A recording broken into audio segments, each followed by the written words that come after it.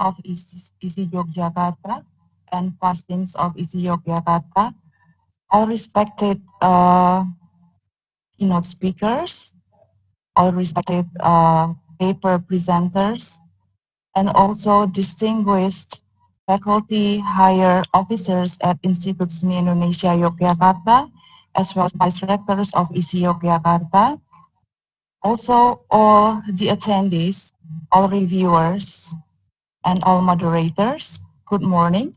Welcome to the second ICONARTIES, the second International Conference on Interdisciplinary Arts and Humanities.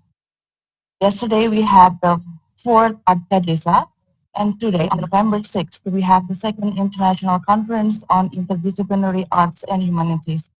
This is the second time Indonesia Institute of the Arts Yogyakarta organized the International ICONARTIES. However, this time it is organized differently because it is conducted virtually due to the pandemic of COVID-19. Ladies and gentlemen, before we started this conference, please allow me to read the rundown for today's event. After this, we are going to listen to the General Chairman welcome address, and then we are going to also listen to the Rector welcome address, and then we'll go to the main session, which is keynote presentation for the session 1 or the first session, and then we will have a break, and the parallel session will start at around 12. And after that, another break, and we will go to the second session of parallel session. And by the end of this day, we are going to find out who get the best paper for the ICONARTIES papers from all the paper centers. And ladies and gentlemen, before we start, please all rise. We are going to listen and sing for the Indonesian anthem, Indonesia Raya.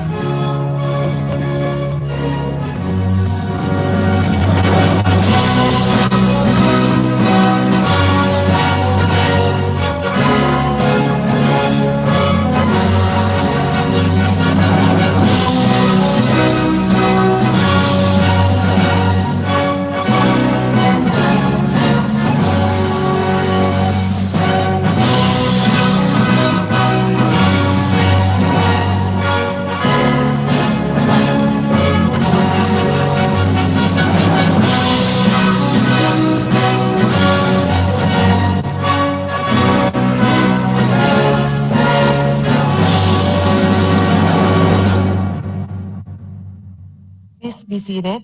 Thank you.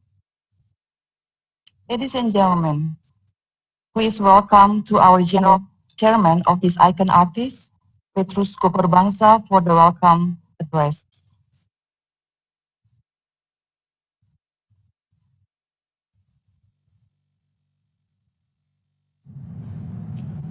Distinguished audience, respected speakers, honorable presenters, and all participants of the annual Conference of Arts, Humanities and Technology 2020.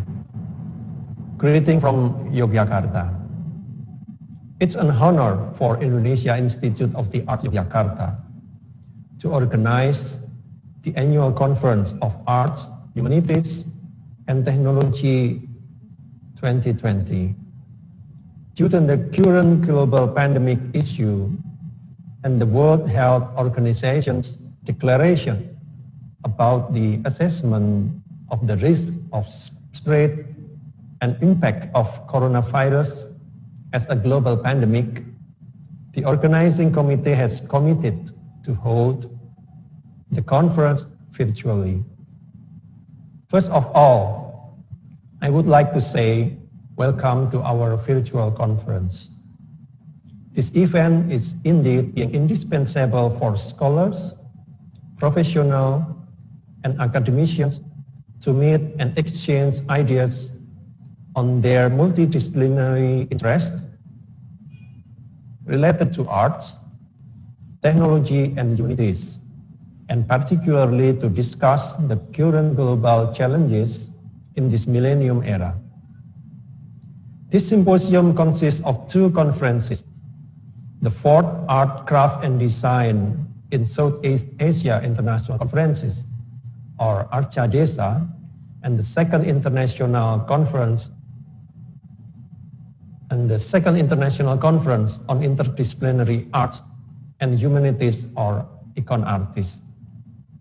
These conferences are aimed at facilitating a scientific forum that represents a valuable response and commitment to expand new scientific principles, policies, and applications in order to have broadened understanding on any issues in the development of globalization and the era of artificial intelligence.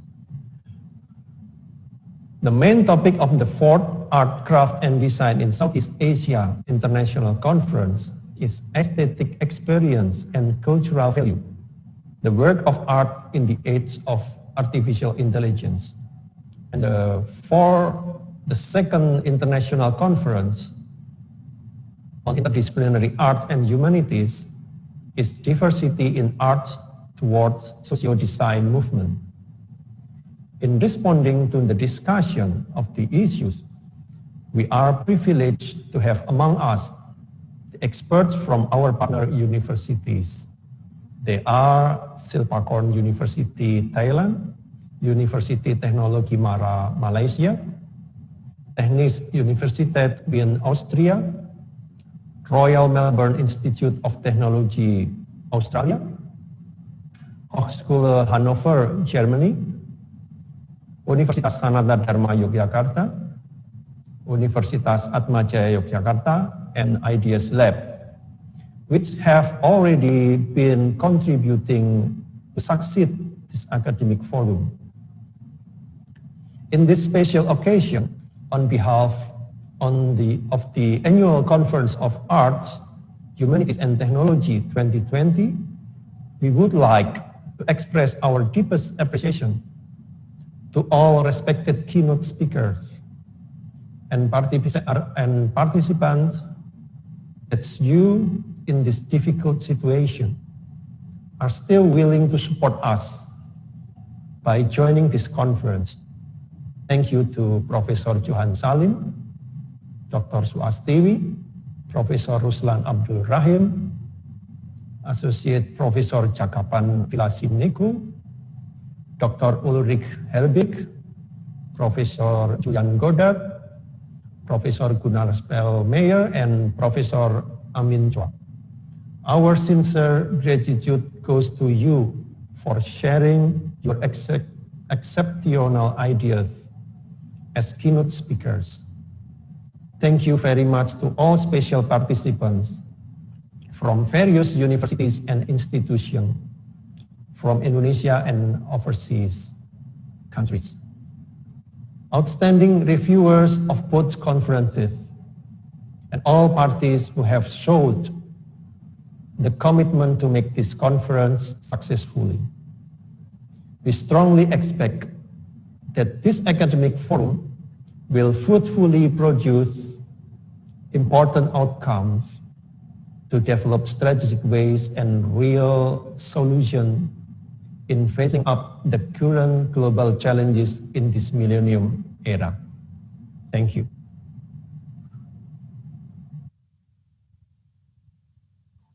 Thank you to Mr. Petrus Gogor Bangsa for the welcome address. Ladies and gentlemen, now it is time for us to listen to the Rector welcome address from Professor Dr. Muhammad Agus Burhan, M.Hum. Assalamualaikum warahmatullahi wabarakatuh. Distinguished guests, respected colleagues, ladies and gentlemen, warmest greeting from Yogyakarta, Indonesia. It is a great honor and pleasure for Institutes in Indonesia Yogyakarta or Indonesia Institute of the Art Yogyakarta to welcome all guests and participants of the annual Symposium of Art, Technology, and Humanities 2020. The symposium is a very meaningful event as there are two important conferences being held, namely the fourth Art, Craft, and Design in Southeast Asia, or ARCADESA, and the second International Conference on Interdisciplinary Arts and Humanities, or ICONARTIES. ARCADESA focuses discussions with the theme entitled Aesthetic Experience and Cultural Values, the Works of Art in Age of Artificial Intelligence, which will discuss on three creative fields: visual art, craft, design, and any related creativity fields that are interlinked with the digital world and technology. Meanwhile, ICONARTIES focuses the discussions with the theme entitled Diversity in Art towards Socio-Design Movement, the development of the art creation and the realizations of artificial intelligence as the supporting element for the intermedia arts and enrich the definitions of arts which had previously only been confined to the real world, now starting to manifest itself the digital world. However, the creative art field should also be aware of any impacts on the development of artificial intelligence and the multidisciplinary demands in the globalization's era have been responded through these academic discussions with is necessary as media for social culture, enhancement, entrepreneurship, and creativity development and capacity building of academic environment. This annual International Academic Forum is aimed to be supporting element for scholar, researcher, lecturer, artists, students, and observer to discuss and share any indispensable insight and current information in the relation to interdisciplinary art and humanities in this millennium era. Indonesia Institute of the Art is indeed supporting this international symposium as it is also a great moment in contributing to the development of the art and humanities and of the art creations and the realizations of intermedia art which enrich the definitions of art to manifest itself in technological world. Ladies and gentlemen, we are very grateful that these two conferences can be held this year, even though it was delayed due to the outbreaks of the coronavirus pandemic. We know that it is not easy for anyone in the world, but we still have to keep going even though we have to adapt to the situation. But through advances in communication technology, we are happy to hold these conferences in virtual mode, although we can meet in person, and hopefully this pandemic will end soon and we can return back to our normal life and activities. Ladies and gentlemen, on behalf of Indonesia Institute of the Art Yogyakarta, I would like to deliver my deepest gratitude and greatest appreciation to our co-hosts from our national and international partner, Universitas Sanata Dharma, Universitas Kristen Duta Wacana, Universitas Atmajaya Yogyakarta, IDS Lab, Silpakorn University Thailand, University Teknologi Mara Malaysia, Technische Universität Wien Austria, Hochschule Hannover Germany, and MIT University Austria. To all keynote speakers from our international partner, valued presenters, and all participants of this annual Symposium of Art, Technology, and Humanities 2020. Thank you for your contributions and commitment to make this event successfully. I would also like to convey my highest appreciation to the esteemed reviewers and committee of this symposium who have represented the enthusiastic effort, contributions, and energy to make this event successfully. I hope the symposium will bring fruitful and positive results for all parties beneficially and strengthen our academic network years to come. Have a great time to all of you for taking part the symposium and the new way, the virtual way. Stay safe and stay healthy. And I am now officially opening the annual Symposium of Art, Technology, and Humanities 2020. Thank you very much. Wassalamualaikum warahmatullahi wabarakatuh.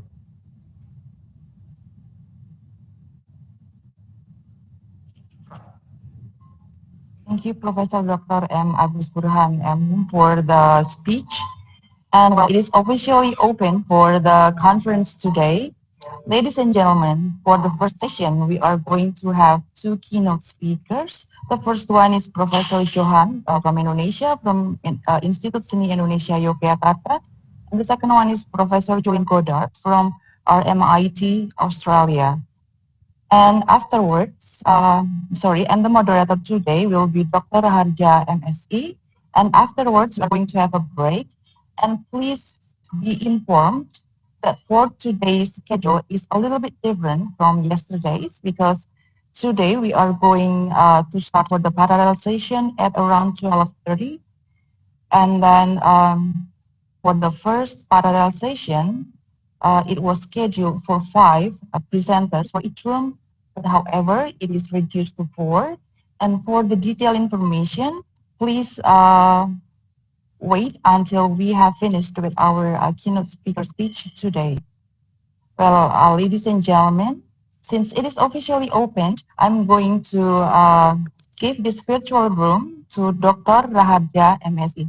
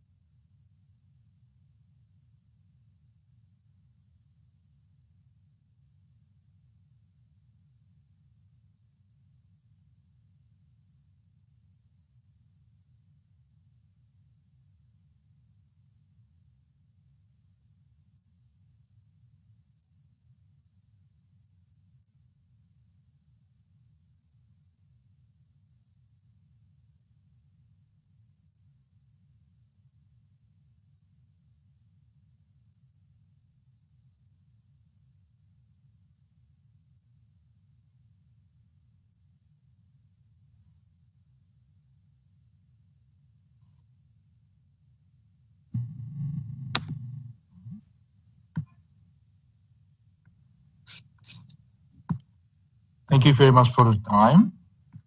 Ladies and gentlemen, or participants of this event. First of all, I would like to greet you all. Good morning and welcome to this academic forum of the second International Conference on Interdisciplinary Arts and Humanities, or abbreviated as ICONARTIES, in the year of 2020. Last year, we were able to meet face-to-face and get to know each other. But this year, because of the pandemic situation, then the ICONARTIES conference will be held in virtual mode. Let us pray that this pandemic situation can be end very soon and turn into really good and normal atmosphere so that we can meet again, exchange our ideas, knowledge, expertise, and also experiences. Second, let me introduce my name first. My name is Raharjo, and I will be the moderator of the online conference today. This event will be divided into two sessions. The first half, there is a presentation, will be delivered by two speakers. And then the second half is a discussion or questioning. Ladies and gentlemen, let me introduce the name of the speaker who will liven up the atmosphere of the day. First, Professor Johan from the Indonesia Institute of the Art at Yogyakarta, Indonesia. And then second, Professor Julian Godard, hopefully my pronunciation is right. So Professor Godard from the College of Design and Social Context, RMIT University of Melbourne, Victoria, Australia. So as not to waste our time, let's start the virtual conference today by giving the opportunity to the first speaker, that is Professor Johan. Yeah, and he's going to present his paper entitled Passion and Patience Between COVID and Creativity in the Art and Education. Are we ready yet, Professor Johan? Yes, I'm ready. Okay, so please kindly proceed to the presentation. Your time is 30 minutes. The floor is yours. Thank you. Thank you, Professor Harjo. Good morning, ladies and gentlemen. It's a great honor for me to meet all of you and greeting from Yogyakarta. First of all, I would like to say thank you to Professor Godard and the organizer that has invited me to join in this prestigious academic forum. And secondly, I would like to read my paper and share a little bit of my opinion and some of our view according to our situation, I mean global situation nowadays, about COVID and art and education.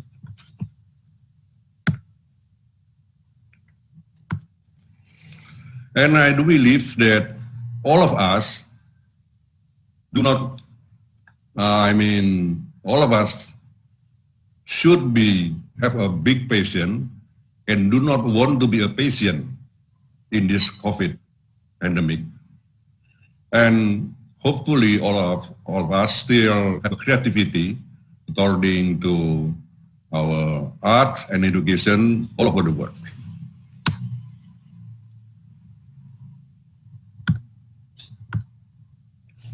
All human behavior and lifestyle today are conditioned to learn how to face and live in the conditions between anxiety and hope. No exception in the field of art education, which even when conditions were normal, efforts were made to develop in order to contribute to this life.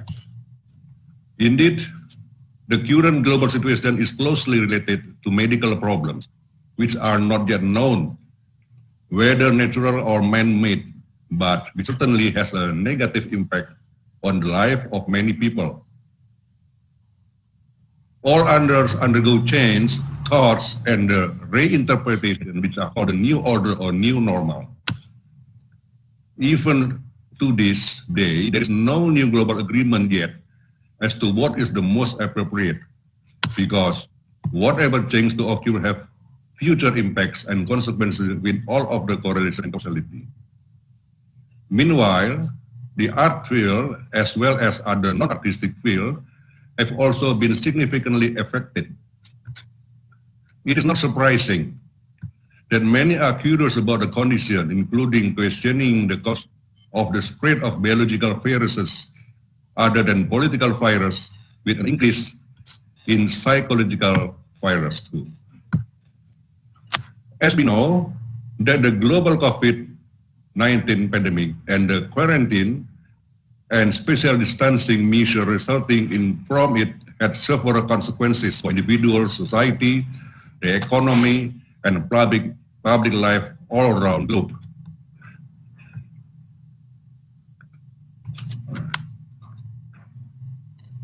It has also affected the ways in which people engage with arts activities.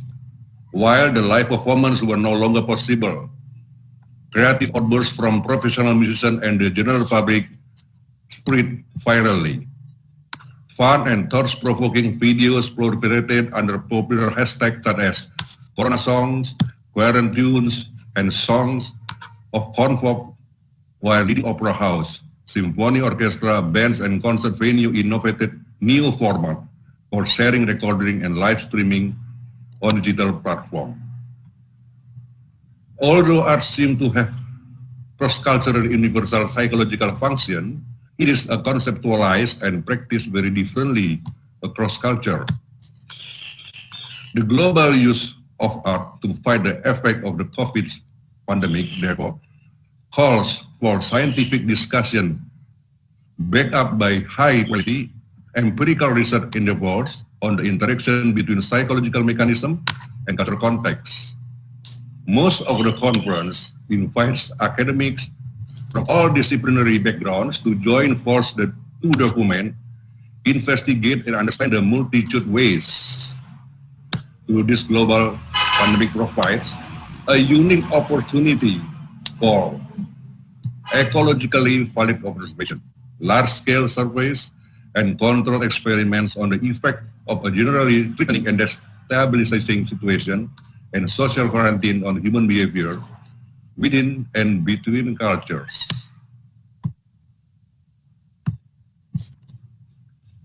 Also, new contributions to the long-lasting debate about the universality versus cultural specificity of art effect can be expected. Indeed, the arts pandemic of 2020 may have relied on ingrained cognitive mechanism to fulfill the biological need for social convergence in time of culturally imposed spatial distancing. As the world was much less interconnected during previous wars and pandemic on this scale, the knowledge gain is likely to be novel and cutting-edge. Discovery from a whole research around the globe may help equip society for future challenge. Further, they may have wide-ranging long-term implications spanning from basic research on evolutionary arts to applied research, developing clinical intervention and therapeutic best practice for tackling loneliness and social isolation in health, well-being, and other domains within psychology.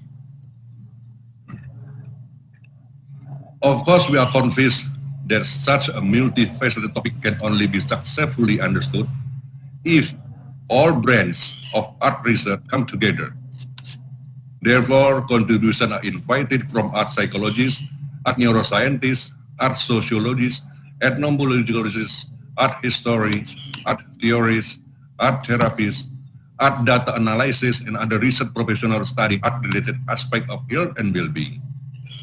Many researchers are watching how artists and organizations cope with the pandemic by shifting to online platform and remote delivery, because they believe that where community and in-person shared experience are part of the value, there is a big concern about whether these online remote experiences will stay around. Also, where communal experiences are supposed to be part of it. What does it mean for the arts sector? Then what people are streaming alone at home? Actually, researchers have been monitoring online platforms like Kickstarters, a crowdfunding platform for creative projects, to track the change in activity occurring as a result of the pandemic. Probably more artists flock to this platform to encourage sharing their work and raise funds. But what about artists who may have only used low-tech ways to share in the past, now using this online platform? Or is it just artists who have always embraced a more high-tech approach to sharing? That's why a diverse range of methodological approaches are welcome to against this situation, including quantitative research, employing traditional behavioral and neuroimaging methods, more qualitatively oriented at ethnographic fieldwork, and further studies including corpus statistic, sentiment analysis, natural language processing, and art information retrieval tools. Until now, all artistic activities are still experiencing with canceled concerts, postponed festivals, and closed cinema and theaters. Artists across the world are struggling to make ends meet due to the COVID-19 pandemic, which has hit the culture and creative industry worldwide. The United Education, UNESCO, and Cultural Agency is a platform for international cooperation boasting more than 240 cities share a common commitment to harness creativity as a driving force behind sustainable development. The COVID-19 pandemic might have forced cinemas and museums to close their doors to the public, but it keeps inspiring artists and organizations to grant free access to their creative output online. For example, now we can stream performance of Shakespeare plays at the Globe Theatre, and we'll even be able to attend an international film festival from the comfort of our homes. In the meanwhile, why are members of the creative industry temporarily releasing their intellectual property on the internet? And how will this practice affect the producer and consumer of art in the long term? The internet capacity to enable the rapid global distribution on content has always been perceived as a benefit to the creative sector. For example, in the last decade, most of the arts consultants warned about the network potential to facilitate the illegal sharing and downloading of creative output and thus endanger the industry revenue. A study of PwC strategy shows that the internet has fueled the success of creative industry, and digitization has enabled greater entrepreneurship and export opportunities for creative content producers. Also, they report that how the internet is fueling the growth of creative economics drew from research and across the 5 countries to uncover the effect of the internet on content providers and distributors, emerging artists, and consumers, especially in Asian countries. Like the insiders claim that their decision to make the streaming service open to everyone is founded upon their concern for the quarantine public and their desire to do the right thing.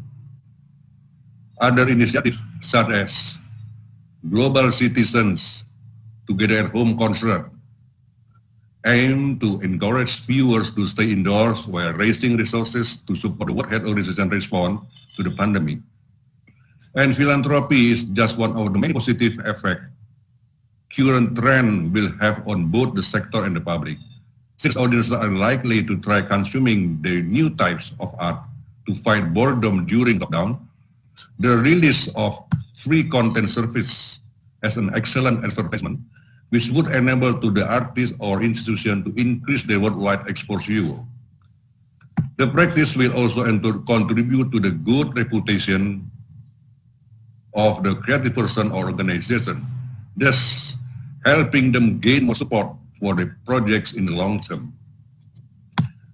Streaming platforms which have granted access to their output or extended their trial periods might also gain more subscribers, while galleries and museums which have digitalized their collection could attract future visitors from all over the world.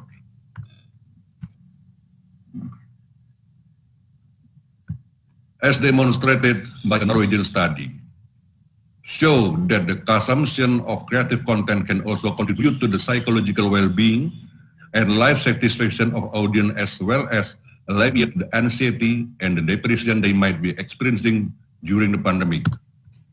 Open access to art will also enable the cultural participation of people from poorer economic background, who will need only an internet connection to access traditionally elitist creative experiences. Mostly artists are also considered the network crucial for the distribution and exhibition of their output. This result indicates that the internet will only continue to grow in importance for the survival of the sector and perhaps allow free online content initiative to become more common in the future. The gig economy, characterized by the lack of an ongoing relationship with a single employer and made up freelancers and independent contractors, the term of gig economy might bring to mind image only of ride-sharing driver, but the concept of a gig economy actually comes from the arts sector. The connection between that type of work and the COVID-19 outbreak is all too relevant. So, the notion of a gig economy has become out a lot in our socially distanced economy. The art sector has been using gigs for generations. So we have taken the approach of thinking about how artists are gigging during the pandemic. Out of the crisis and disruptions comes opportunity. The symposium's live interactive roundtables will host some messy conversation around that new work, featuring on an incredible lineup of practitioners and scholars from in and around the cultural sector. The researcher said that when we come out of this, it won't be the same. That's why we need to reimagining the entire sector after the outbreak, including how we fill seats and conduct ticket sales. Because all artists need to have informed conversation now, and the experts hope to help facilitate those to prepare the art sector in navigating change when the pandemic is over. One of the illustrations when tourists return to Florence, some will wander into its cathedral and be struck by Andrea del Castano works, an equestrian monument in Niccolo da Tolentino, painted in 1456. The fresco of the mercenary commander and his horse is an optical illusion. The pair are depicted as a statue, and the perspective scheme enables the painting to be pandemic and culture. Have gone hand in hand for millennia. The earliest iteration of the disease that did for Andrea del Castano was a Black Death, which arrived in Europe in 1347. It killed between a third and a half of the population, but it also helped clear a path to the Renaissance by bringing about great change in economic and social order. The Black Death did not directly lead to the Renaissance, say the author of the recent book on plagues, Florence Under Siege, but it did lead to a greater concentration of wealth among a smaller number of people. The rich became even richer, he says, that in turn gave them the means to finance great art.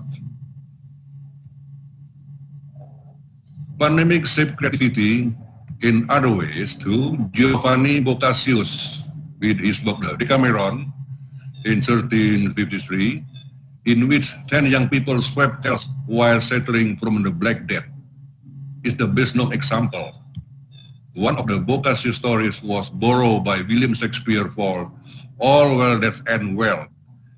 They have also inspired opera and works of poetry and prose, including at least one novel in Arabic, Sat Academies by Said Al-Khadams, The Plague, in 1989, in which the fear, including disease in Gamal Abdel Nasser dictatorship, the virus that ravaged Florence as Boccaccio's characters Spoon-Derian return again and again.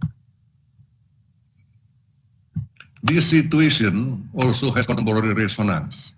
For example, in the early state of lockdown in March, Italians went on their balconies and terraces to sing and play music. In doing so, they were unwittingly imitating their 16th century predecessors, concerned that penitential processor encouraged contagion. The Archbishop of Milan, Carlo Borromeo, encouraged citizens to sing from the doors and windows in order to collectively perform the public rituals while quarantined inside their own homes. Other forms of arts have flourished during or just after other outbreaks of disease. The first of the three great cholera pandemics of the 19th century, which began in India in 1817, as followed by the first post-apocalyptic novel. The Austrian artist Egon Schiele drew his mentor Gustav Klimt as he lay dying from the influenza pandemic in 1918, known as unfairly as the Spanish flu. Schiele himself succumbed after finishing the drawing, and Virginia Woolf, who suffered heart damage from her encounter with the flu, confirmed the resulting debilitation in the little character of her novel.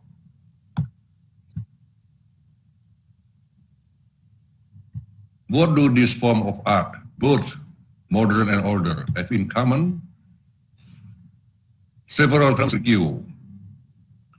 One is the notion of a pandemic as a great leveler. It is a dubious proposition in the light of current studies showing the poor are hit the worst. But before statistical analysis, it was a common motif in the 15th century artistic genre of the dance of death. It featured in Edgar Allan Poe's cholera-inspired short story, The Mask of the Dead, in 1842, in which a prince and his count shut themselves away to escape the pandemic, but find the lethal disease has slipped in as an uninvited guest at a masked ball. In some of the early commentary around COVID-19, the trend back in. Another recurring notion is that contagious illness bring out the best and worst in humanity. It is among the themes of Italy's most celebrated 19th century novel, like Alessandro Manzoni's, the title The Betrothed, in 1827, set during the Plague of Milan in 1929 to 31. The story contrasts the heroic altruism of Fra Cristoforo, a Capuchin friar, with the cowardice and worldliness of another priest, Don Abbondio. Soon after Italy went into lockdown in March, Pope Francis told his priest, "In time of pandemic, you should not be Don Abbondios." It was omnibus reproof in the novel Don Abbondio lived. Fra Cristoforo is infected and dies.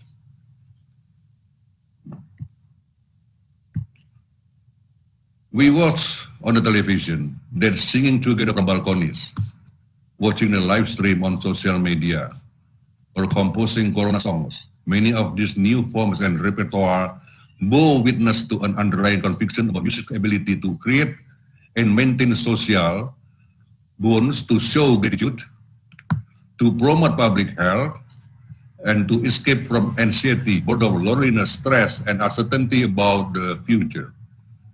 But in another way, artificial intelligence plays a fundamental role in today's music curation. Spotify, Apple Music, and other streaming services rely on a blend of algorithm and human curators to deliver their vast array of customized playlists. It's also increasingly supporting humans. with music creation ranging from companies like Atlas, which find samples in one library based on style and character, which master track through machine learning. But the question that consistently bubbles up is, are there scenarios in which artificial intelligence can curate or create music that's just as compelling as human? While algorithm can certainly recommend songs that are similar to others you like or stream frequently, they have been criticized for creating an echo chamber that just rehashes variations on a theme. There is a special talent in mixing two songs together to drive discovery while creating a thought line from one track to the next. It's the personality and keen ear of the DJ that shines through in live mix, and the subtle art of track selection and sequencing has to build into algorithm. So, while there is a massive potential for artificial intelligence-driven curation, particularly as the streaming giants continue bringing to this dominant listening format to scale, the additional human layer of curation still drive better listening experiences. Artificial intelligence has been leveraged for music creation most successfully with electronic and ambient styles that are often instrumental and use more limited musical elements. Much of the electronic music that's popular has more standard, predictable beat patterns and song structure, and ambient soundscapes and chord progression seem relatively easy to replicate. Ambient traditionally does not have consistent beats and relies on synthesizer-generated music, and this style is frequently paired with the meditation, yoga, sleep, and focused work activity. There are also interesting examples of musicians leveraging artificial intelligence to help them unlock new ways to play their existing music. Case in point, the indie rock band fit their entire back catalog into a series of algorithms which analyzed all the melodies, rhythm, and lyrics and rewrote them into original songs. The resulting computer-generated songs push boundaries as a musician, and as they learn to play this, taught them unique chord progression and transition they would not have naturally employed. We are at a fascinating inflection point of artificial intelligence, in which even Spotify and Apple Music disagree on the ideal scope of algorithm in music creation. Despite their constructing strategies, however, both companies employ humans for their vital role in such subjective areas as taste, categorization, and sequencing. And while artificial intelligence has tremendous upside for music creation, look out for many more algorithms generate electronic and ambient playlists. We don't expect to see a computer-composed song at the top of the chart anytime soon.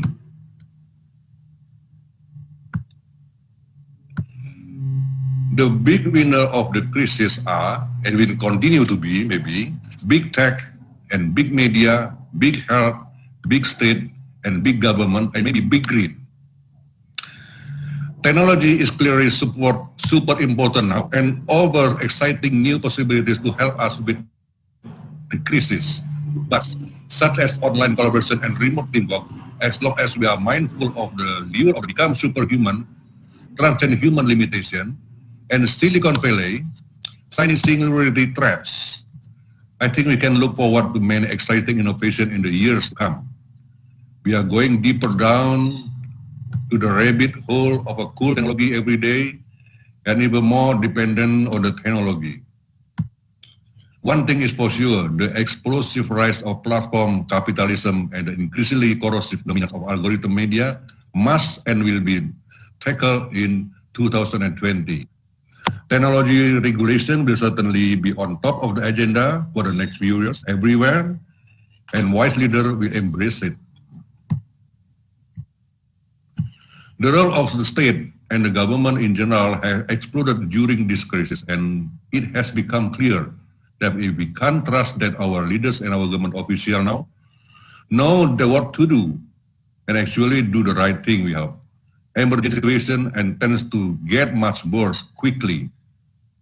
Strong, informed, clear-headed, and science-based, as well as compassionate leadership is now utterly essential, and it's probably not a coincidence that countries like many women such as New Zealand, Iceland, Taiwan, Finland, Germany, and Switzerland have fared much better in dealing with this crisis. Faith in leaders is turning out to be crucial in flattering the infection curve and reducing fatalities. I think most of us learning many good lessons during this crisis. We also questioning many outdated assumptions, also adapting and practicing our efforts, and probably refocusing on what really matters.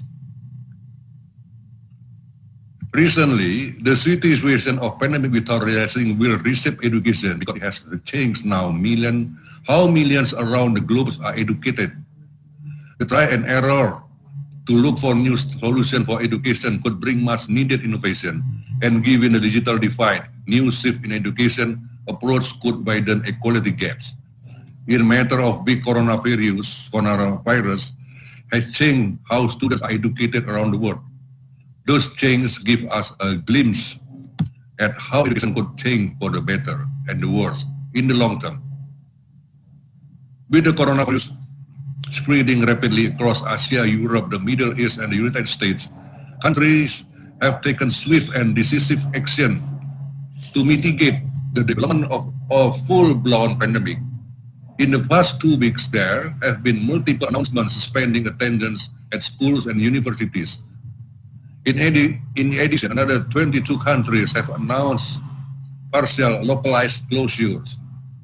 Their risk control decisions have led millions of students into temporary homeschooling situation, especially in some of the most heavily impacted countries like China, South Korea, Italy, Iran, also in Indonesia. These changes have certainly caused a degree of inconvenience, but they have also prompted new example of educational innovation. Although it is too early to judge now how the reaction of COVID will affect education system around the world. The slow pace of change in academic institutions globally is lamentable. With centuries-old lecture-based approach to teaching, entrenched institutional biases, and outmoded classroom, however, COVID-19 has become a catalyst for educational institutions worldwide to search for innovative solutions in a relatively short period of time. To help slow the virus spread, students in everywhere started to learning at home via interactive application, or some part got access to learning material through live television or broadcast. For example, students at one school in Lebanon began leveraging online learning even for subjects such as physical education. Students shoot and send over their own videos of athletic training and sports to their teachers as a homework, pushing students to learn how to learn the new digital skills.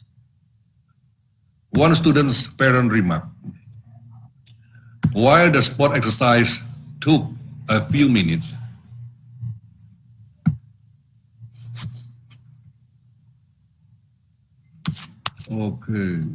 one student's parent remarked, while the sport exercise took a few minutes, my son spent 3 hours shooting, editing, and sending the videos in the right format to his teacher. Whereas 4G brought us the network speeds necessary for online application and mobile streaming, 5G represents a monumental leap forward beyond the improvement to our existing ecosystem of device, more speed and better stability. Researchers believe that 5G can serve as the underpinning for fully connected industry and cities. But change doesn't happen overnight.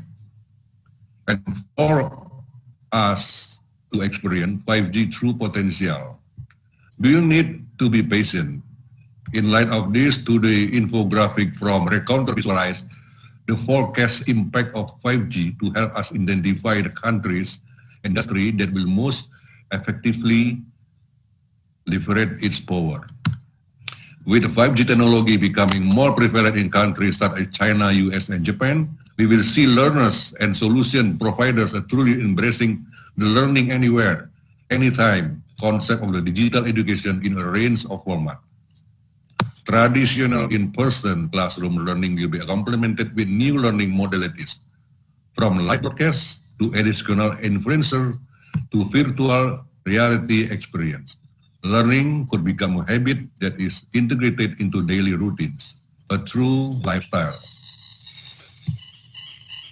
Recently, we don't have seen a learning consortium and coalition taking shape with the diverse stakeholders, including government, publishers, education professionals, technology providers, and television network operators coming together to utilize digital platform as a temporary solution to the crisis in emerging countries where education has predominantly been provided by the government. This could become a prevalent and consequential trend to future education. But in China, the Ministry of Education has assembled a group of diverse constituents to develop a new cloud-based online learning and broadcasting platform, as well as to upgrade a suite of education infrastructure, led by the Education of Ministry and Ministry of Industry and Information Technology. Similarly, with the Hong Kong-based forum is a consortium of over 60 educational organizations, publishers, media, and entertainment industry professionals, providing more than 900 educational assets, including videos, books, chapter assessment tools, and counseling service for free. The consortium intention is to continue using and maintaining the platform even after COVID has been contained. Through examples like this, it is evident that educational innovation is receiving attention beyond the typical government-funded or non-profit-backed social project. In the past decade, we have already seen far greater interest and investment coming from the private sector in the education solutions and innovation, like Microsoft and Google in the US, Samsung in Korea, to Tencent, Ping An and Alibaba in China. Corporations are awakening to the strategic imperative on educational populace, while most initiatives to date have been limited in scope and relatively isolated. The pandemic could pave the way for much larger scale cross-industries coalitions to be formed around a common educational goal. The digital divide, most schools in affected areas are finding stopgap solution to continue teaching, but the quality of learning is heavily dependent on the level and quality of digital access. After all, only around 60% of the globe population is online, while virtual classes on personal tablets may be the norm in Hong Kong. For example, many students in less developed economics rely on lesson and assignment sent via WhatsApp or email. Moreover, the less affluent and digitally savvy individual families are, the further the students are left behind. When classes transition online, these children lost out because of the cost of the digital device and data plans. Unless access costs decrease and the quality of access increase in our country, the gap in education quality. And thus, socioeconomic equality will be further exacerbated. The digital divide could become more extreme if educational access is dictated by access to the latest technology. The rapid spread of COVID-19 has demonstrated the importance of building resilience to face various threats, from endemic disease to extremist violence to climate insecurity and even, yes, rapid technological change. The pandemic is also an opportunity to remind ourselves of the skills students need in this unpredictable world, such as informed decision-making, creative problem-solving, and perhaps above all, adaptability. To ensure those skills remain a priority for all students, resilience must be built into our educational system as well. According to a recent survey, nearly half of Americans are anxious about contracting COVID-19, and 4 in 10 Americans are worried about getting seriously ill or dying from it. Businesses are shutting their doors, markets are falling, and we may be headed toward a global recession. We shouldn't feel too hopeless. There are simple tasks like maintaining a regular schedule, getting a good night's sleep, and eating healthy that help fight feeling of depression, stress, and vulnerability. This is also a great time to develop more eco-friendly habits and reconnect with the outdoors, maybe through a good-natured book or hike. But lately, a growing number of people are getting even more creative with their coping methods. They are making art, photography, music, painting, and drawing are keeping people busy and distracted from the stress of COVID-19. For example, most studies have shown that art can be a powerful neurological tools. It can reduce fatigue and increase stimulation, important tool for activities for everybody. Throughout history, music has kept social movement together and kept them alive, even when all hope would have otherwise been lost. As we could watch on the television report, the songs are happy neighbors in Italy, and students from Berkeley stay connected during this pandemic. And art doesn't just unify us, it physically benefit us. Studies show that spending just 45 minutes on art project can relieve stress, strengthen critical thinking skills, and improve and sustain memory. Better yet, by the passion and the creativity of artists, then an artwork could focus on saving and appreciating the planet, which can make a real difference, like the Earth Day networks. Artists for the Earth Today campaign connect artists, art organizations, and the public to engage on environmental issues. Through painting and songs, we can inspire and encourage others to take action by voting green or fighting for conservation. No matter how far apart we are, art can help us relax and bring us closer together. Moreover, as it's generally known that based on the work of artists or in art education, it's always inspired only from two aspects, namely tragedy or comedy experiences. Therefore, as long as artists still maintain their passion in academic session, they are less likely to become patient. Excuse me, Professor. Your Yes. remaining time is 5 minutes. Five Yes. more minutes. Thank you. Yeah, this is the last one.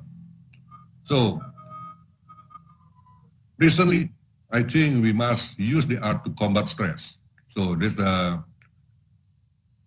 most of our learning many good lessons during the crisis.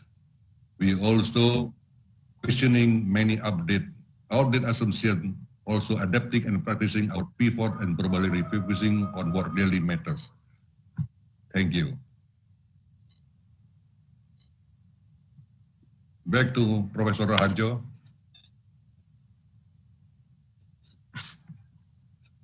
Thank you very much, Professor Johan. You're welcome. Ladies and gentlemen, that was the first presentation given by the first speaker this morning. That is Professor Johan from the Indonesia Institute of the Art at Yogyakarta, Indonesia.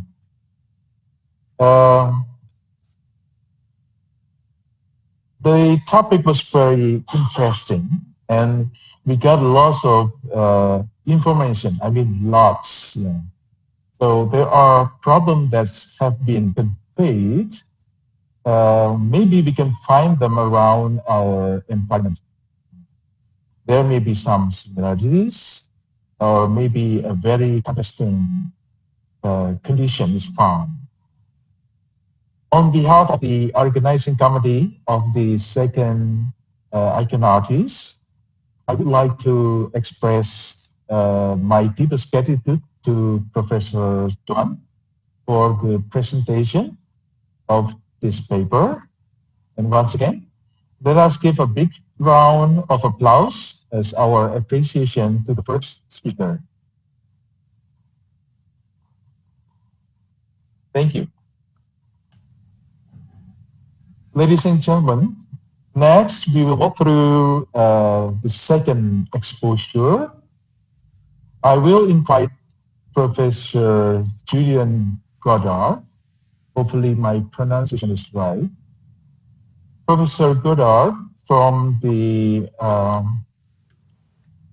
College of Design and Social Context, RMIT, University of Melbourne, Victoria, Australia.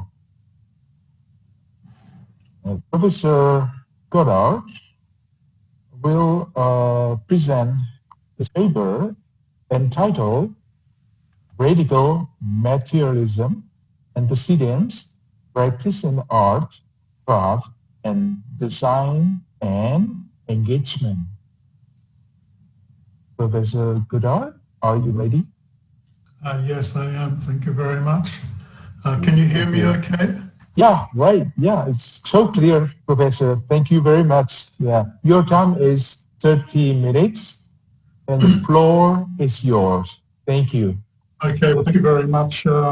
Before I fill the screen with my PowerPoint, I'd just like to thank everybody, and especially for the wonderful warm welcoming today and yesterday.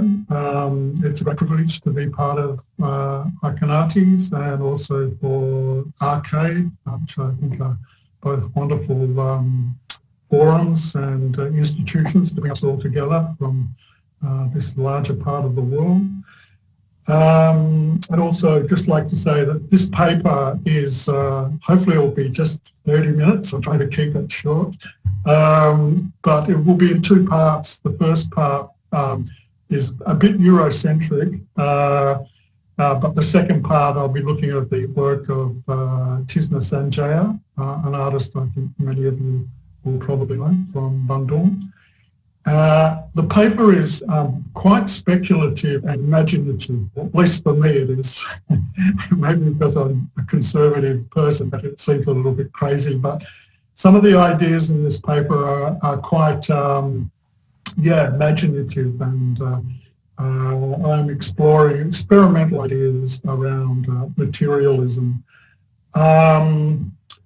Also, please forgive me if I don't appear to be looking at the camera during the presentation, because I will be reading off my notes on my table. There's quite a few slides, and some of them are a little bit naff, a little bit crazy, but hopefully you'll pick up on some of the humour in the slides. Okay, so I think what I have to do now is share my screen. And then stop share, and then hit. Okay, can everybody see that title page? Is that clear? Yeah, that's clear, Professor. Oh, good, thank you. Okay, so yeah, this, as I said, this paper is speculative, and I'll just give you a minute to read this. I won't read it out.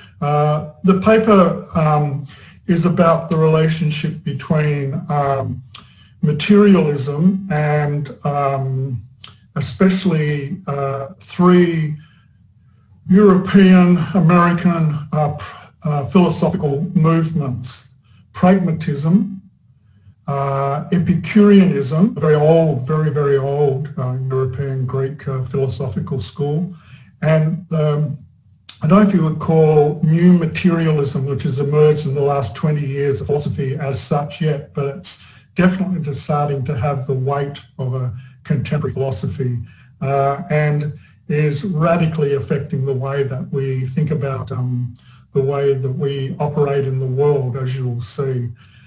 So I'm going to, I didn't do that. I hope I can control this. So anyway, let me begin. John Dewey was born in 1859, is the best-known pragmatist philosopher of the 20th century. Pragmatism is a philosophical enterprise formulated in the 1880s and 1890s by the American philosophers, especially Charles Peirce and William James, and later developed in the early 1900s, with Dewey being the most evident before the Second World War. Hang on. For some reason, this thing's moving itself along. I'm not sure how I'm going to control that, but you might have to put up with me going backwards and forwards between the slides. While the formation of the movement is associated with these men, it included many women, such as Anna Cooper, now considered to be an early exponent of intersectionality, and Jane Addams. another really important figure in American society prior to World War II. After World War II and the death of Dewey in 1952, pragmatism faded from the philosophical landscape. Not that it was ever really well known or practiced outside of the United States. More recently, over the past 30 years, pragmatism has gained a new place in critical theory as being seen as a possible bridge between analytical and continental philosophies, and as a way out of the endgame of postmodernism's debilitating indifference. Basically, pragmatism argues ideas are tools for prediction, problem solving and action, and they should be measured against their usefulness. Pragmatism's discussion is broad and by nature pragmatic, examining the impact of philosophical production and its everyday effectiveness. Dewey especially opened pragmatism to a political dimension in a series of postulations considering the social worth of ideas by prioritizing experience as opposed to religion and ideology as the means of negotiating being in the world. Pragmatism's subject, its persona, is more fluid, responsive, adaptable, creative, and especially relational than postmodernism's disinterested, cool, usually male agent, classic postmodernist. Similarly, pragmatist aesthetics is foregrounded in experience through embodied practice. It is functional and not disinterested in the traditional Western Kantian sense. Recently, Dewey has found a new voice through, as well as many others, the work of American philosopher Jane Bennett, a protagonist in the development of new materialism. It has been argued Bennett belongs to the pragmatist tradition, and indeed Bennett does lean on Dewey for a particular aspect of her materialist thinking. In Vibrant Matter, Bennett evokes Dewey's discussion of a public, especially in his book, The Public and Its Problems from 1927, citing Dewey's notion of a public as expansive and contingent. Bennett extends this vision of inclusive political agency to encompass matter. Bennett emphasises Dewey's theory of a conjoined public as a confederation of bodies pulled together by shared experience. While it's not hard to extrapolate shared experience to other living entities, especially in the light of Dewey's discussion in Art as Experience of the lived creature, Bennett's great leap is to extend Dewey's conception of the public to include non-sentient entities such as power grids and trash by virtue of their being constituted by what she calls vibrant matter. Daniel Richards calls this a post-human public. In the spirit of new materialism and pushing further Dewey's ideas of complete interpenetration of self and the world of objects and events, I would like to suggest that the vitality of matter be extended to include those materials we use when making artworks. Might it be that clay, for instance, is a material that has its own vitality and that allows us to understand it in an empathetic manner mediated by aesthetic experience? What Dewey seems to be suggesting in the passage at the beginning is that aesthetic experience is a recognition of this way by which we know this complete integration of the self and the world of objects and events.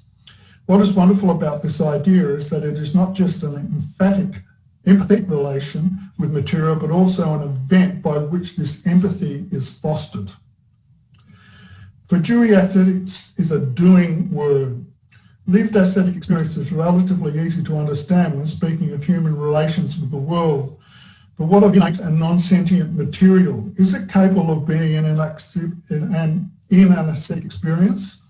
It certainly is part of the collaboration of when you're making art. Without material, it is not possible to make art. Even for the most dematerialized practices, such as the most rarefied conceptual art, like this, materials mediate and transmit ideas through the physical qualities of speech, air, writing, ink, paper, or by virtuality, electrons. Clay is a material that has qualities. It has ways of being soft, pliable, running, such as the slip, rough, lots of aggregate, hard and heavy or light in weight according to how much moisture it contains.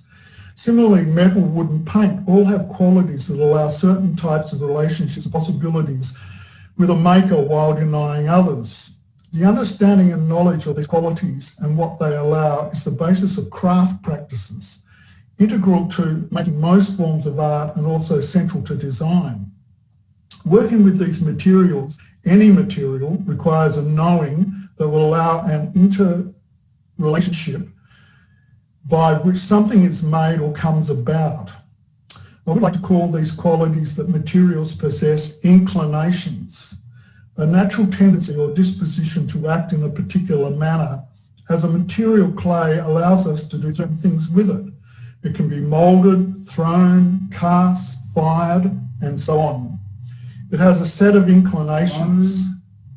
Sorry? Fired. Oh, I'm getting some feedback. It has a set of inclinations to determine how it can be used.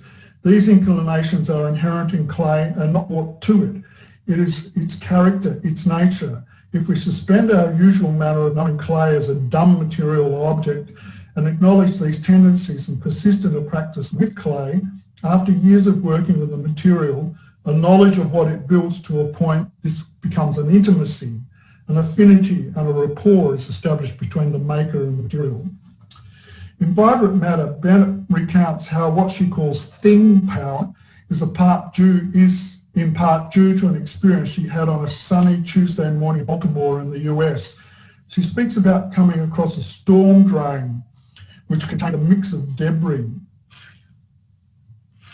In noticing this seemingly ordinary and inconsequential scene, she, quote, felt something else, a nameless awareness. In comprehending this experience, Bennett realised that trash was able to generate affect. Bennett uses the words shimmer, smooth and spark describing a part of the debris, a stick. By using these adjectives, the stick is no longer dumb. It has attributes. It comes alive to Bennett's apprehension as a thing in itself. She continues to describe this experience of what sounds like an aesthetic encounter bordering on an epiphany, a nameless awareness. This revelatory moment, when she caught a glimpse of an energetic vitality inside each of the things, quote, leads to an understanding that the trash has, in a sense, made something happen. It had brought about this encounter, brought it into being. If we apply this notion to the materialities of making, Bennett's apprehension of a nameless awareness, I would suggest, is that moment when materials such as clay, through their inclinations, determine the event of making. We like to think we use clay to make, but it is possible that clay makes us act in a manner that realises its tendencies in a moment that Dewey seems to be suggesting is that of the complete interpenetration of self and the world of objects. Could it be that clay, this is a radical and new way of speaking to the community of all things, where the traditional binary of subject and object breaks down, giving way to a different type of knowledge and ontology. This knowledge is not simply theoretical or even logical, but deeply situated in experience, especially a haptic one in the case of making. Like the relationship between a musician and their instrument, the knowledge of what is possible can only be gained through a protracted relationship, eventually determining a level of collaboration and cognition that can only be understood as a feeling or aesthetic. Epistemologically and traditionally, aesthetic experience has stood outside of the understanding of what we might be or how it might be formed, what it might be or how it might be formed. As I said, it is not logical or theoretical, but felt, anathematic to the prevailing epistemes of enlightenment and science. What Dewey calls the promise of that delightful perception, which is aesthetic experience, quote, may well represent a change in the epistemological landscape, a landscape that is beginning to morph. In a recent paper, What is New Materialism?, Gamble, Hannon and Nail give an account of the development of new materialism and its more contemporary and radical postulations. The authors show a deep respect for the Epicurean tradition, especially the Roman poet-philosopher Lucretius, whose poem book The Nature of Things, circa 50 BC, explains the tenets of Epicureanism. Fundamental to Epicurean belief is the dominance of an idea that all there is either void or atoms, and that atoms constitute all matter from which even thought emanates. A truly old materialist view that resonates as strongly today as ever. The founder of the movement, or school, Epicurus, lived about in the 300s BC, was an artist of sorts. He was a gardener. He used his garden as well as a physical space to live and gather, metaphorically and analogously, as a means for his students to experience his ideas and teachings. For him, the garden was a way of showing how atoms of life come together and dissipate as matter, i.e. plants. But more importantly, how the proper care and cultivation, this matter can enjoy a moment of being exceptional. This is the genesis of the word culture and cultivation. Following Epicurus, Lucretius emphasizes, among other things, the relational constituency of matter. Atoms are in a constant act of forming matter and then falling out of matter, an endless cycle of destruction and reconstruction that has no beginning, having always been. Over immense lengths of time, an atom can be part of many manifestations of matter. A star, water, an organism, even trash. This atomistic view of matter, events and abstractions allows for great speculations about the integration, Dewey's interpenetration, of all things with no real divide between object and subject. Such a demarcation is arbitrary and convenient and highly anthropocentric. Richard Schusterman's 2004 paper, Pragmatism and East Asian Thought, is in part a call for the recognition of Eastern aesthetics and a broader consideration of what aesthetics might bring to our lived experience. His paper discusses Japanese and Chinese aesthetic and philosophical traditions, it should have included Indonesian, highlighting many overlapping notions with pragmatism.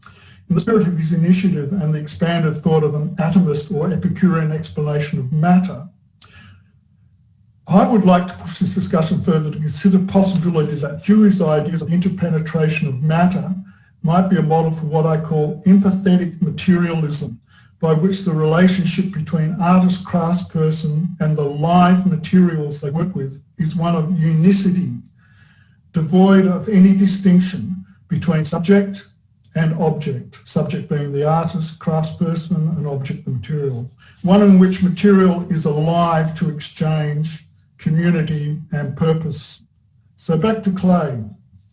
Anyone who has tried to throw a pot or mould clay will know how the stuff sticks.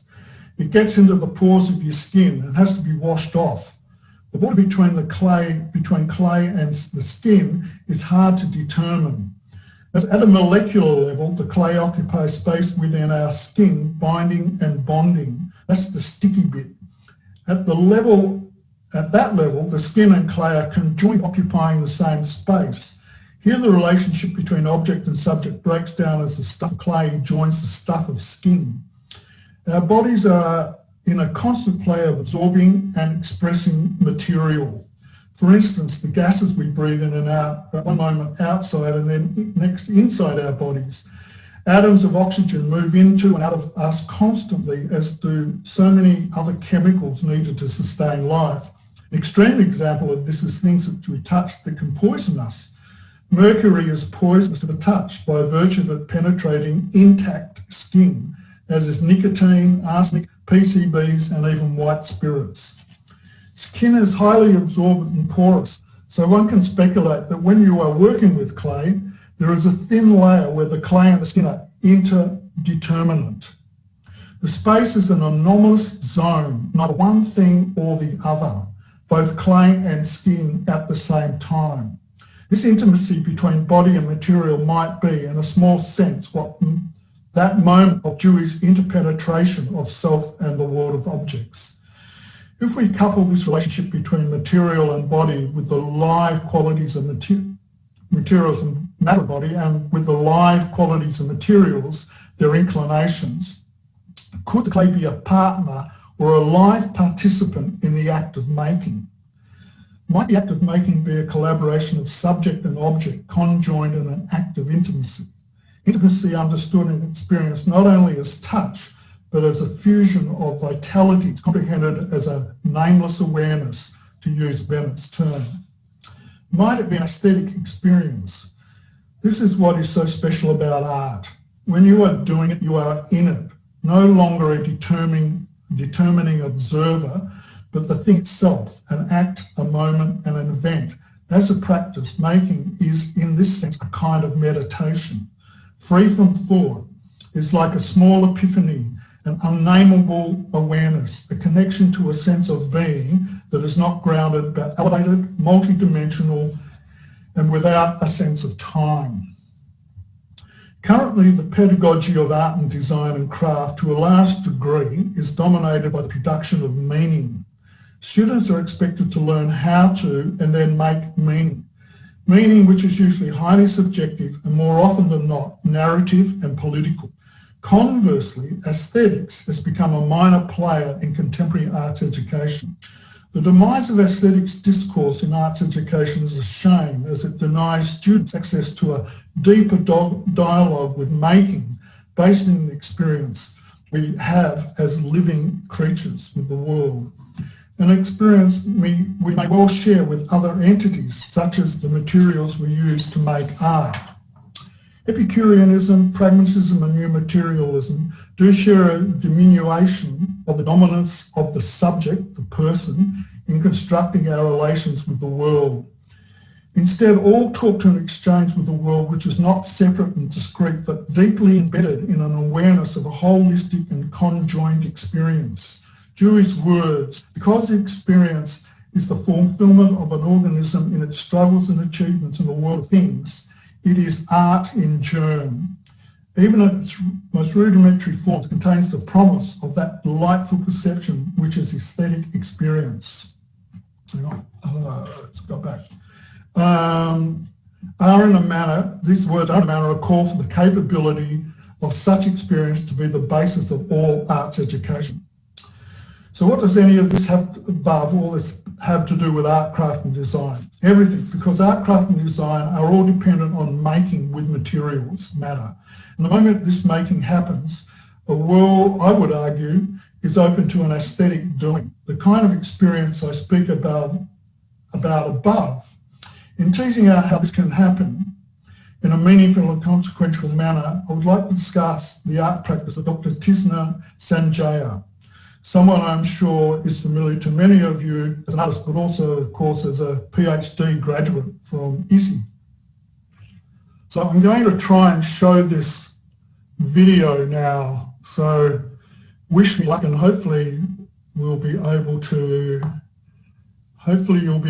see it. Are you able to see this? Can you see that if I do this, can you see that? Good. Yes, sir. Yeah. You can see Tisna's performance? Great. Jangan kotori air ibumu.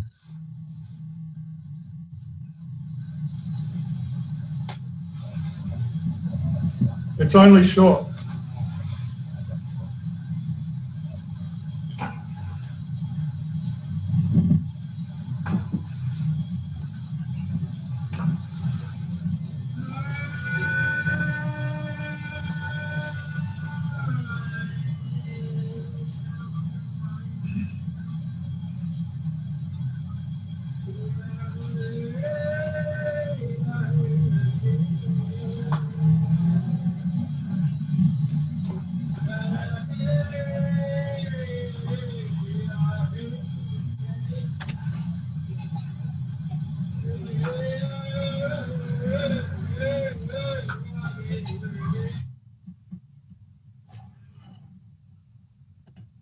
Okay, for the sake of time, I'll cut that short.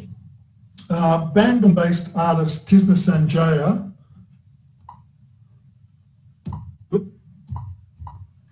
stop working. Great.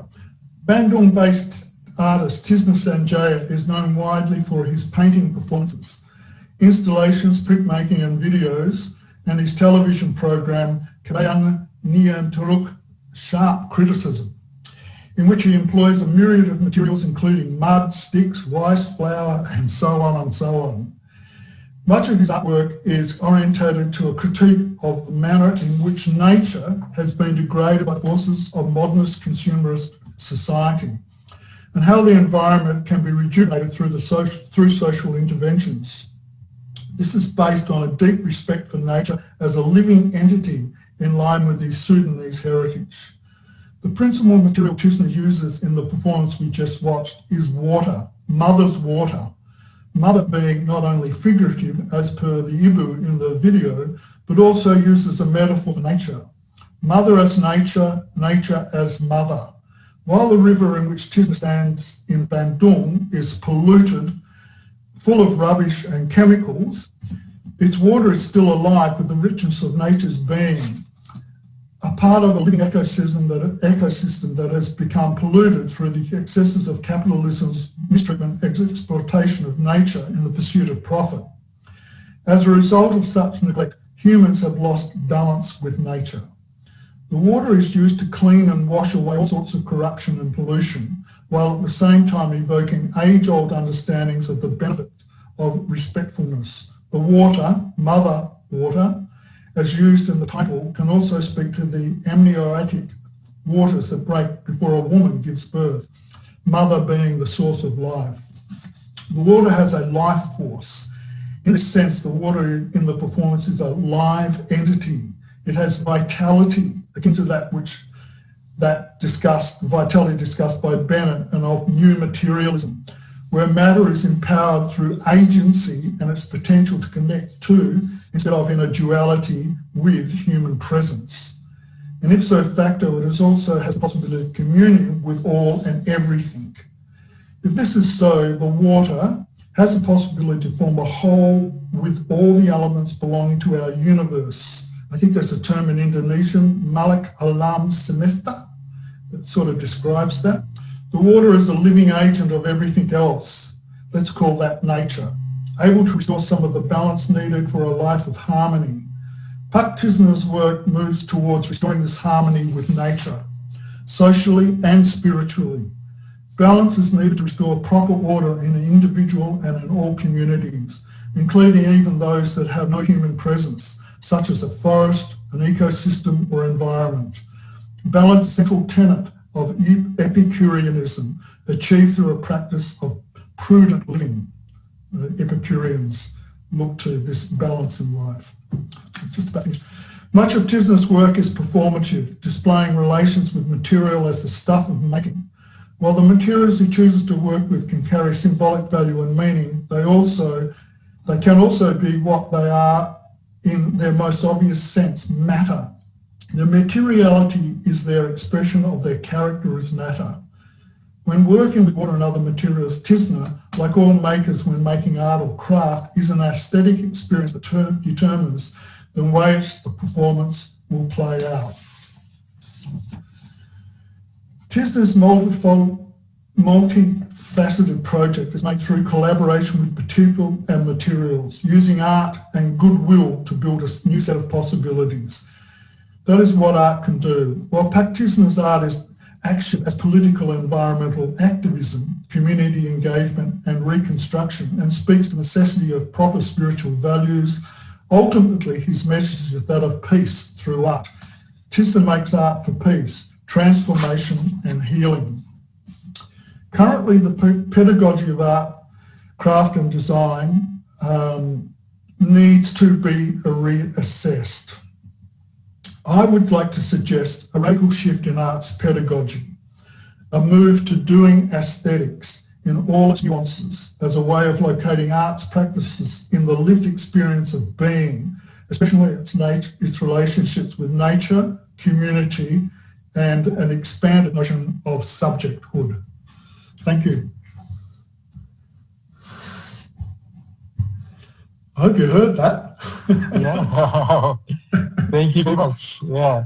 Actually, we still have like, well, 5 minutes. Maybe you like to add more information, Professor? Yeah, okay. Yeah, look, I had two versions of this paper, the short one, which I just gave you, or a much longer one, and I just thought it was more appropriate to use the shorter one. The much longer version, I go into quite a long discussion about the notion of observer effect, and in postmodernist physics at the moment, has been since the 1920s, there's been a really strong conversation about the presence of the observer affecting what it is we can know, especially the outcomes of experiments. And so this is one of the areas that new materialism has focused on, is that the traditional notion of science has a kind of binary between us as human beings and the material world, which is there to be observed by us and understood and even sort of quantified and used in terms of the production of material culture. The new materialism looks at more recent developments in science, post the kind of events of things like quantum, in which there is a very strong argument in contemporary science that that the observer, the human, is present to an experiment. The presence of the human will affect the outcome of the experiment, that we do not have this disjunction between human intelligence and the world about us, that they're not distinct, they are actually coupled. Even more recently, I was reading yesterday, there's been some experiments done where there's no human presence in an experiment, but only mechanical recording of the outcomes of experiments. And that even the presence of a mechanical, non-sentient recording device can affect the outcome of an experiment. Well, this is a speculation at the moment. So new materialism is trying to argue that we need to break down this difference between ourselves and the world about us. How that really, and they look back to the Epicureans also, because the Epicureans were the first really to come up with this notion of an atomic structure, that the world is made of atoms. And so I guess the argument is basically that if everything is made up of atoms and subject to immense periods of time, you know, the atoms that are in me today might be tomorrow in water, and, you know, 2-3 million years' time, those atoms might be in a tree or in something that we don't know, or in trash. And so that we are in this kind of relationship, or a real relationship with nature at an atomic level, where we share this empathy with everything around us. Now, Tisner's work, because of the way he works with materials, it's embedded in his work, and it's also embedded in a sort of form of spiritualism in which nature has a persona. Nature is something that is represented through spiritual values, and even sometimes, as is in the case in Java, you know, some places within nature can actually have a character. They can almost have a personality. So, yeah, so the longer paper goes into a discussion of that relationship with science, and it also gets more involved in some other discussions around the way that if we extend this idea of our relationship with everything around us, then it's a completely new understanding, at least in the West, that has been lost, and maybe once was, a relationship with nature that is very much a part of a simpatico, like we're in it together. We're not different, we're not separate. And one of the interesting things that's emerging in new materialism and in pragmatism, you know, by both highly Western philosophical traditions, is a growing respect for Eastern aesthetics. And Richard Schusterman, who's the leading commentator on pragmatist aesthetics, and more recently some people working around new materialism, have started to acknowledge that some of the things that at least the new materialists are talking about and what pragmatism is talking about is not really new. It's just the West very slow to have caught up with some of the aesthetic and philosophical ideas of the East, including Indonesia, I would say.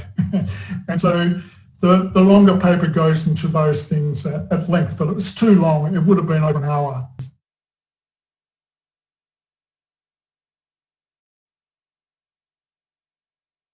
So please forgive me. I don't know why this is ironic. They had a life of their own. So thank you.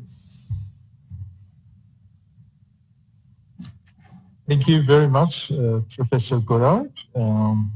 Ladies and gentlemen, that was the second presentation delivered by the second speaker. For that, let us give a big round of applause. Thank you.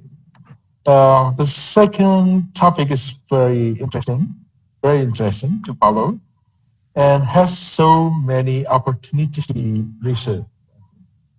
Lots of unique problems and may be found in each country.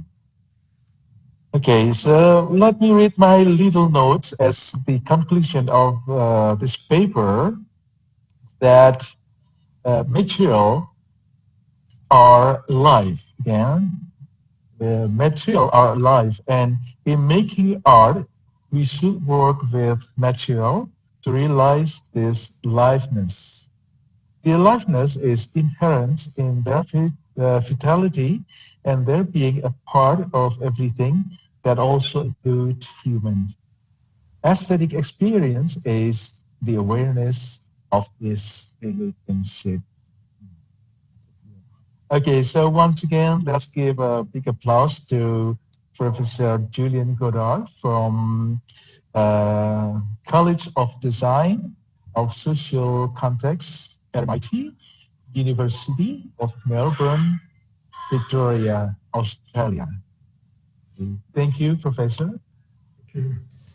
Once again, I mentioned at the beginning that we will use the second half for discussion or questioning. For the first session, because I think we have plenty of time, I will open for 3 questioners. So you can raise up your hands.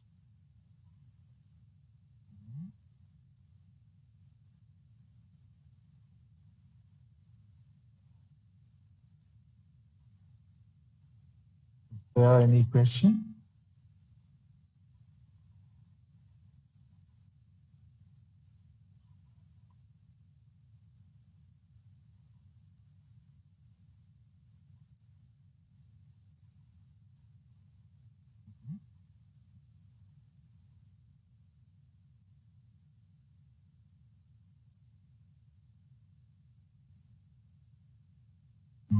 Okay.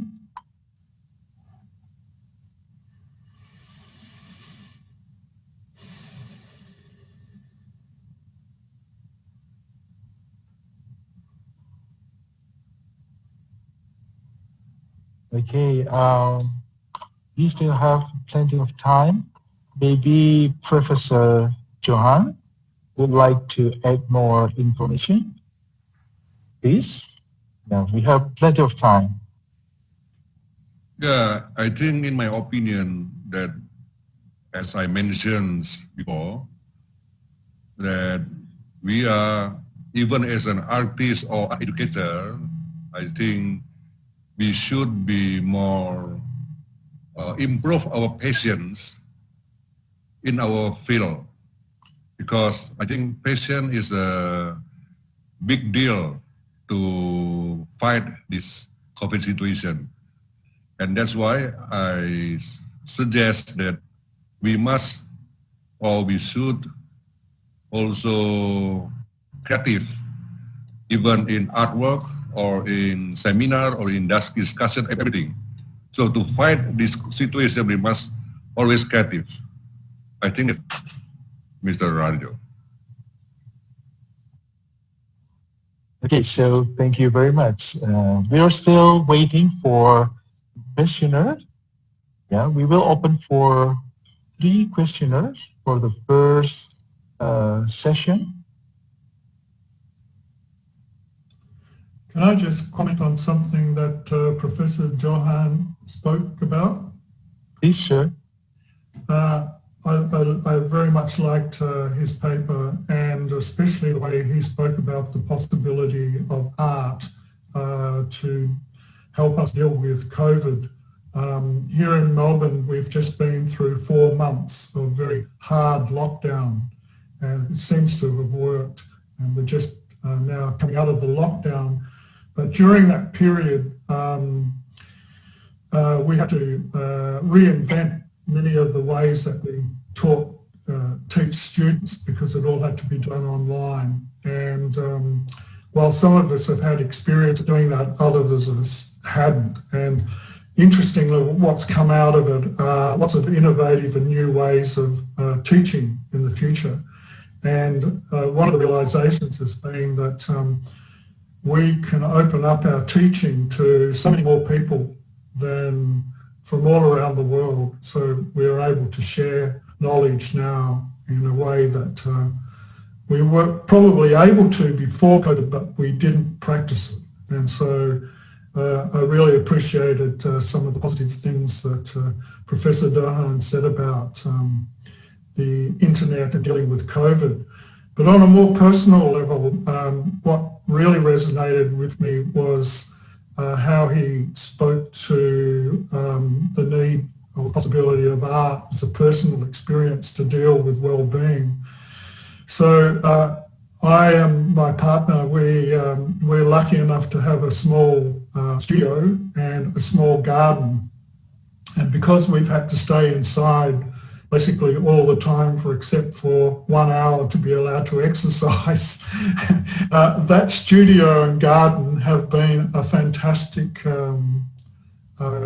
resource and opportunity for us. Without the studio and making art and working in the garden, even though it's been winter, I don't think we would have managed to have got through the experience as well as we did. So I do agree that with Professor Johan that art has a really significant potential to help with well-being. And maybe if art was a little less institutionalized and appreciated more in the way that so many things are art, so many things that we do is art, like cooking, carpentry and gardening, I think art might have a better reputation and be understood more easily as something other than what is produced through institutions such as the one that I work in. Yeah, thank you, Professor Julian. I agree with you, because in this situation, we not just face about biological stuff, but also psychologically. We know the impact of the virus, but we also didn't know what about the politics situation. So it's a very complex situation. So I think ourselves must defend with psychological stuff. I think it's maybe a little bit better. Yeah, except we also must careful about the biological thing. So we must healthy. Physically, we must healthy. But emotionally, we also must healthy also, I think. So I think art is one of the good media for that. That's it. I agree.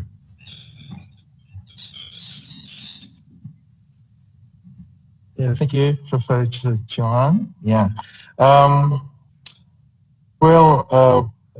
We still have like 30 minutes for now. Yeah, and we have to to use the time until 11:30. So okay, there's a question. This addressed to Professor Godard from mycologist, Irwandi from the Indonesia Institute of the Arts at Yogyakarta. So his question is, in what way pragmatism in art creation, especially in art academic context, will relate to the aesthetic experience in embracing the new materialism in contemporary arts? Yeah, so I hope the question is very clear. So. Yeah, I think I understand it, and in a sense, it's my answer would be an extension of what I just said, in that I think the way that art has become so rarefied as an experience for many, many people.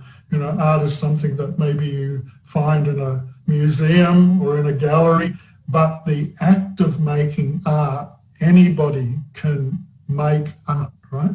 Now, I'm not talking about values such as good or bad or professional. I just think that actual experience of making art, indeed, I think that experience of making art is open to anybody at any time, but you don't really need to think about it in terms of, as I said, the institutionalized notions of art. It's a really, it's an aesthetic experience with the world. In the West, aesthetics has become a kind of an area of study in philosophy that treats it as an object and not as an experience. While it acknowledges that people have aesthetic experiences, the tendency has been to try and understand it or explain it in a scientific way, and I don't think that's possible. I think at the heart of aesthetic experience is something that lies outside of the explanations that are available to us through science, and even more recent research in aesthetic experience by scientists. There's an emerging field of science called neuroaesthetics, and it deals with where aesthetic experience occurs in the brain, which is terrific, and we now understand where aesthetic experience forms in the brain, at the back of the brain. And it's not just the apprehension of beauty, it can be also the apprehension of moral goodness and mathematics in the same region of the brain. So, but it's one thing to understand that that's where aesthetics happens in the brain, but what the scientists can't get their head around is why a tree might give one person an aesthetic experience in that part of the brain and not another person. So there's still work to be done on the relationship between culture. As for material, the way that material might exist in terms of promoting aesthetic experience. Another part of the longer paper talked about what happens when someone spends a long time working with a particular material. So if you're a craftsperson working with material, say like clay, for 30 or 40 years, obviously you have an understanding of that material that someone who just comes to that material wouldn't have. So this relationship between the material and your experience working with the material builds a relationship of understanding about what the material is capable of. And traditionally we think of that as a one-way relationship, like the maker understanding how the material might be used. But what I'm arguing is, and I know it's speculative and it's a little bit unusual. What I'm arguing is that the clay also, by virtue of its own vitality, has a kind of intelligence that makes for a joined relationship, not a singular relationship, not a one-way relationship, but a two-way relationship. And I think people who work with materials for a long period start to understand that. Look, I'm not a carpenter, but I have worked with wood constantly since I was a teenager. And I now have a certain sense of that when I work with wood. I'm a bit crazy. I go around and collect wood from everywhere that would otherwise be thrown away, because I just see it as such a beautiful material that, you know, it shouldn't be thrown away. It shouldn't be waste. It shouldn't be rubbish. It should be appreciated for what it is and given the opportunity to be in the world in a really positive sense, as it was when it was a tree. So I know this might all sound a little bit esoteric and a little bit crazy, but I think in Indonesian, please correct me if I'm wrong, and I hope I haven't said anything out of place about Indonesia or Java, but in Indonesian there's a word called moksa. Moksa, you know this word? Yes. Moksa, and Yes, it's moksha. if I understand it in my limited way, it sort of means being with one with the world. Is that correct?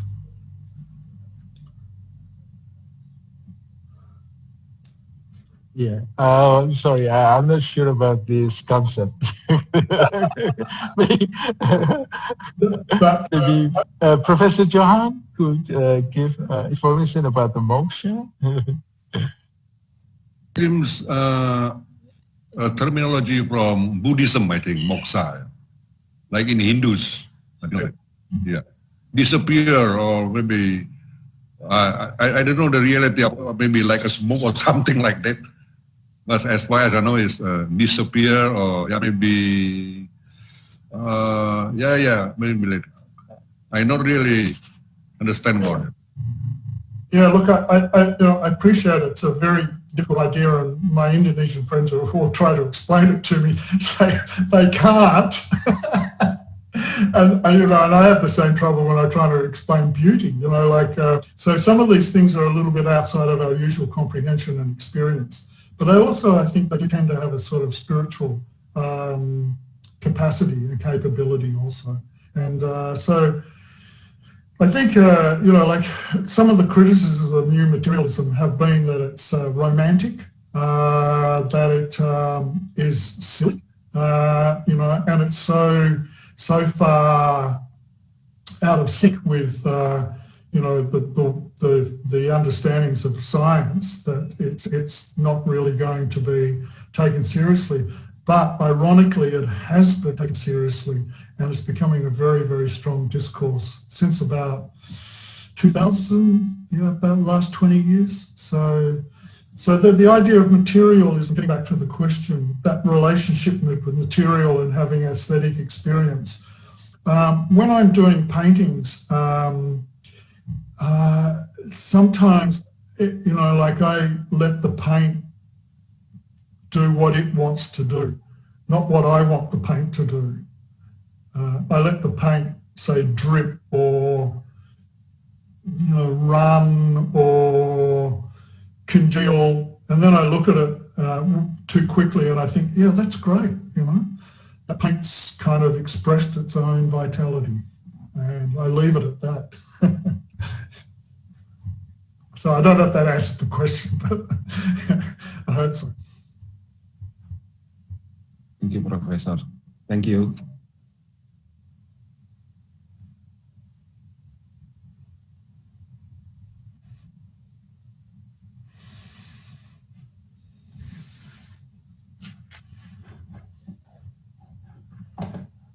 Yeah, is that clear, Dr. Ewandi? Yeah, I hope that's clear enough. Here I got some private chat. Yeah, this question addressed to Professor Johan. Yeah, let me read one by one. Yeah, so the first question is, the pandemic has really given us a thought to reconsider our life and living. In your opinion, are institutions weakening or strengthening during the pandemic? That's it. That's the first question. Can you repeat once more? Just the question. Just the question. Okay. So the pandemic has really given us a thought to reconsider our life or living. In your opinion, are institutions weakening or strengthening during the pandemic? Yeah, thank you. In our opinion, the institution should be strengthening, But as we know, this pandemic issue, not just about the medical staff, as I mentioned before. We do not know about the policy of every country is very different. Someone say that this issue of pandemic will turn down when the American president vote is already done. So, and now some issue beside the medical stuff is about business. So it's part of economic. But whatever the causes, I think the institution must think more creatively to strengthen themselves. Yes, I think. Okay. Again, this is from Aditya Vika. Yeah. Again, the second question is regarding the education, how to assess and evaluate the experience of distance education during the COVID-19 pandemic, and how to evaluate its advantages and disadvantages. Thank you. Yeah. I think there's all of our problem recently. In Indonesia, the institution that very ready for the situation is the open access university, universitas terbuka. They're already want to run all of this, what we call the distant learning, or streaming learning. And I think not just in Indonesia, in everywhere, not every school has, maybe like this, probably. Not every school have in technology, high-tech technology as an infrastructure. That's the first. And the secondly, not all teacher, even educator in high school, familiar with the technology. So we have faced that problem. I think that's a very big problem until now. Yeah.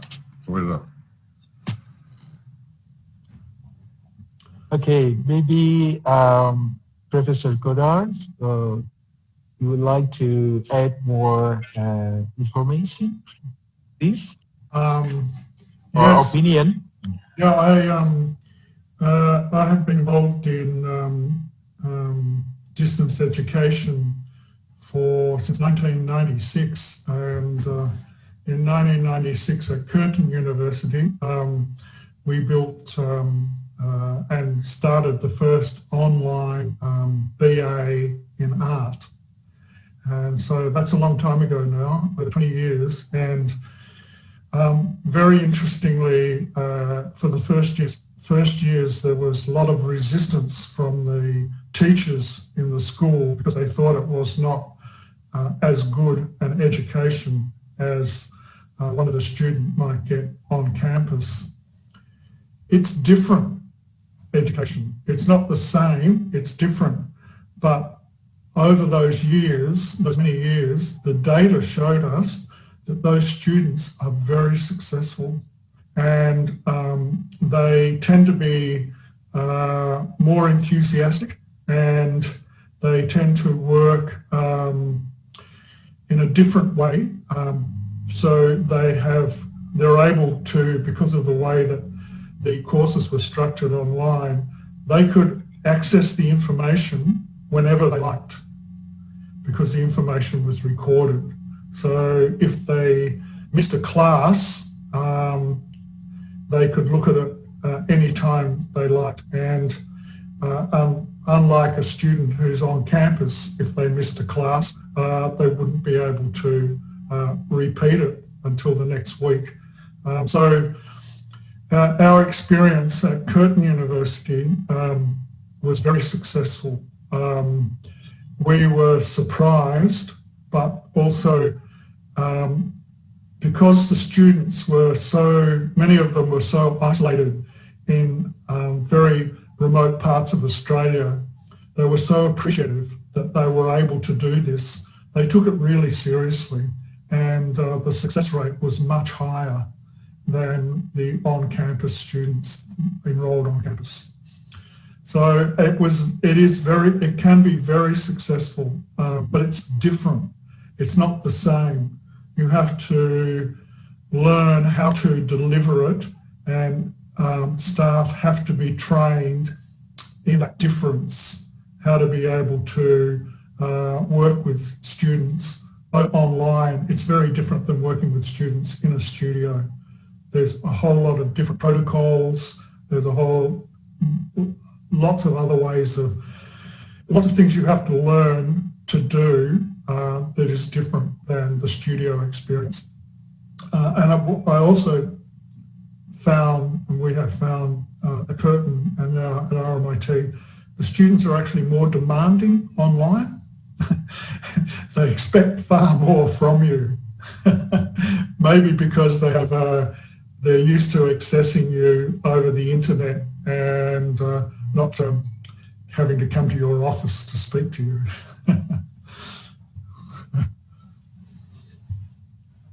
Okay, so thank you very much, Professor Godard.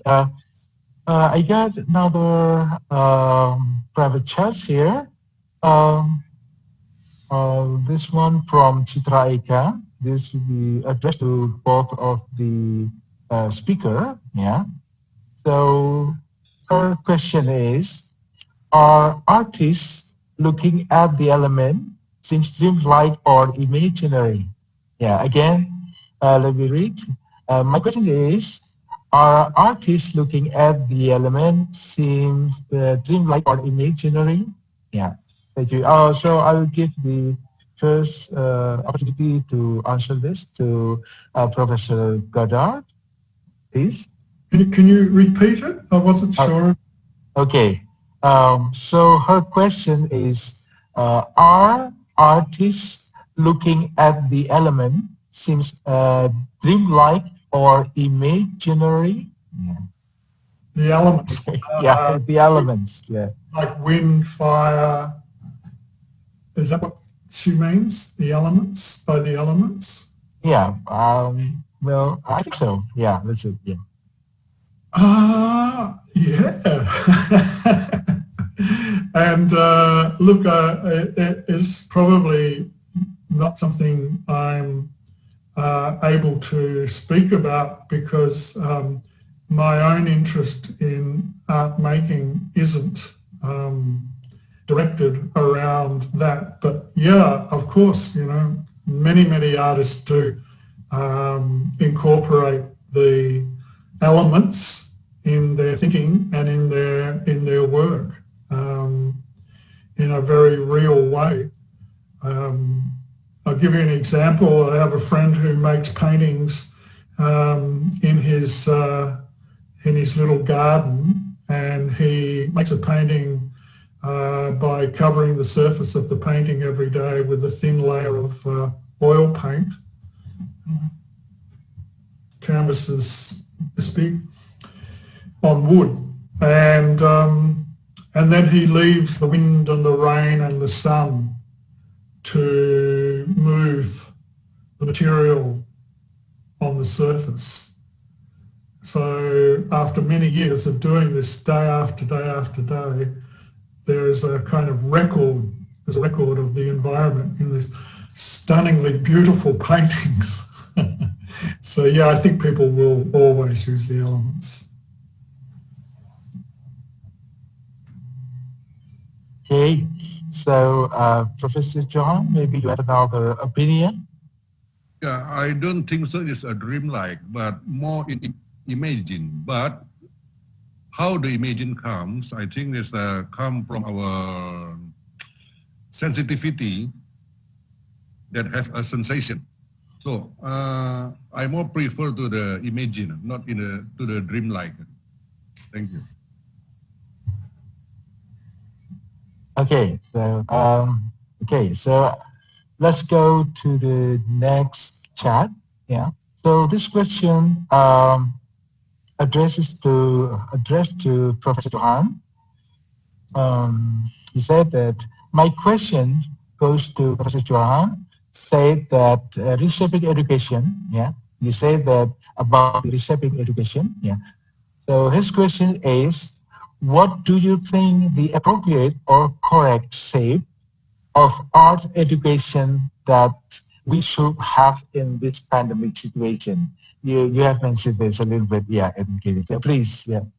I don't think so that we already have the appropriate correction for our education.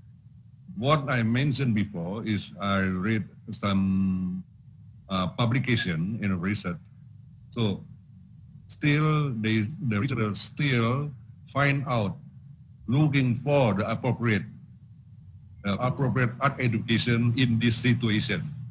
In Indonesia, I don't think so. We already have that. Thank you.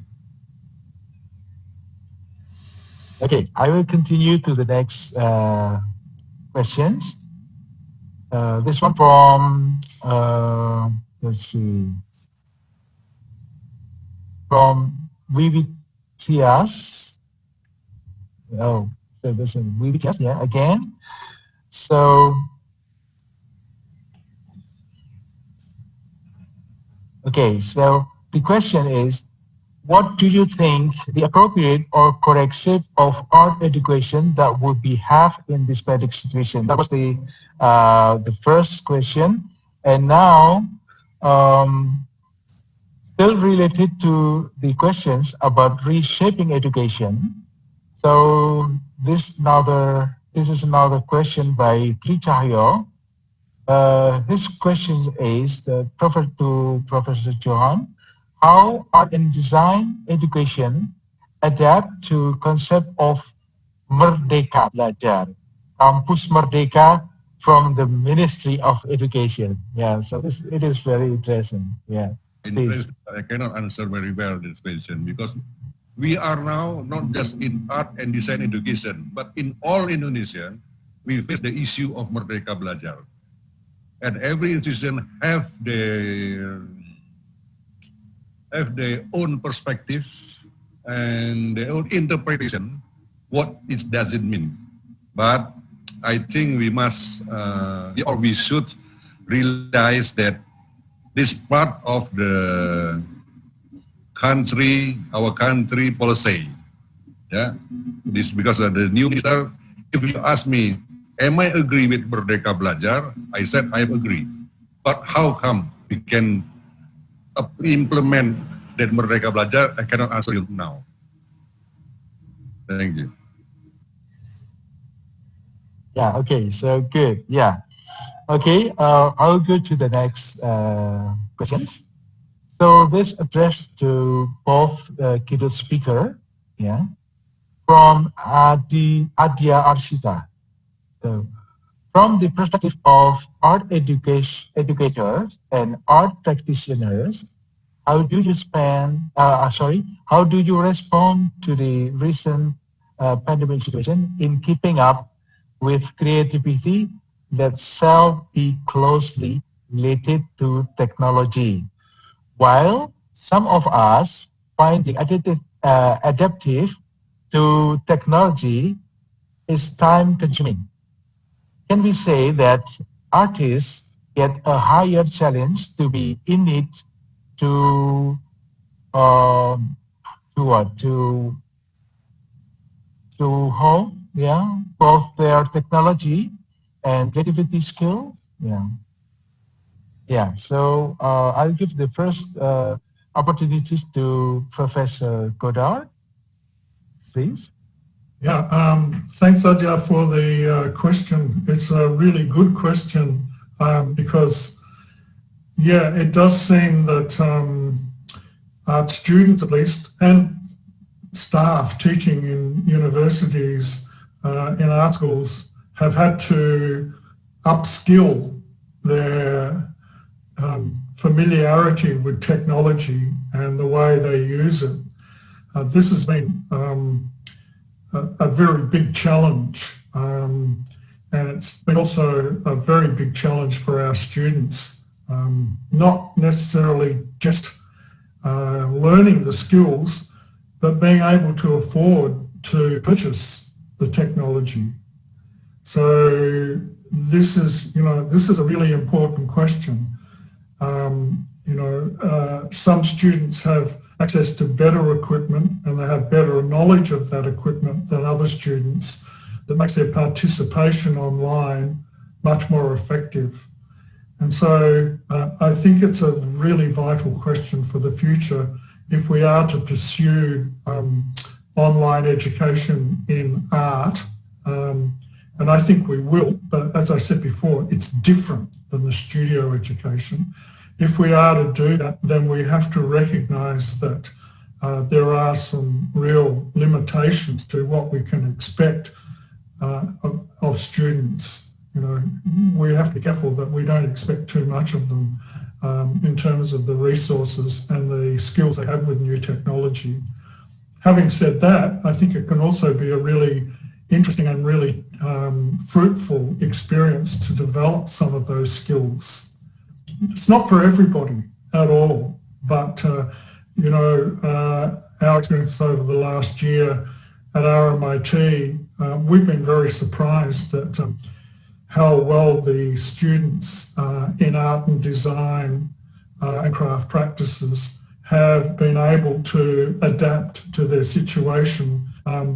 But it's been a really interesting mix of low and high technology. So students are using very high technology in terms of apps and programs and access to chat rooms, etc. But at the same time, they're working in their kitchen and they're using, vegetables and bottles and anything they can get their hands on.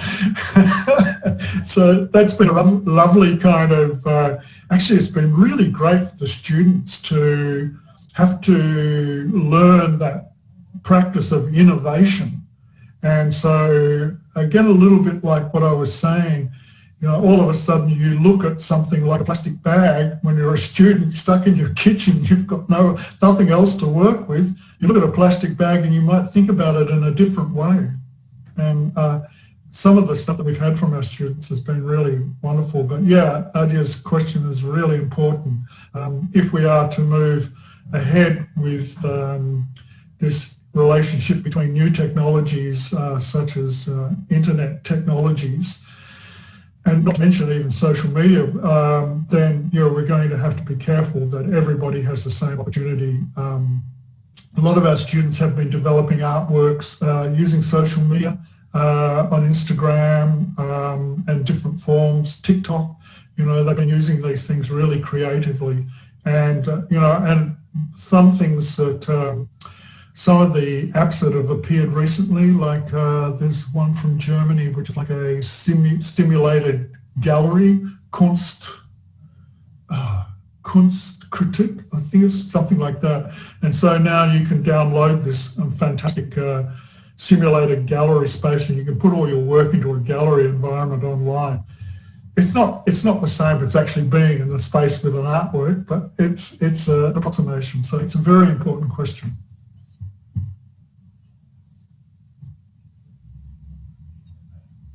Okay, I will give the second opportunity to Professor Johan, please.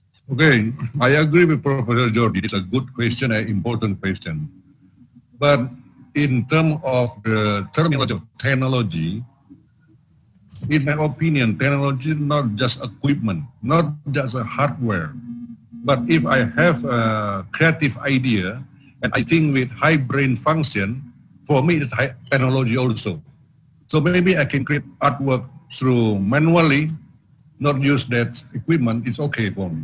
So for me, technology not just about electronical stuff, but way of thinking is a high tech also for me. So of course, not just all artists get a higher challenge. Recently, all over the world, all over the globe, every human have a higher challenge with this pandemic.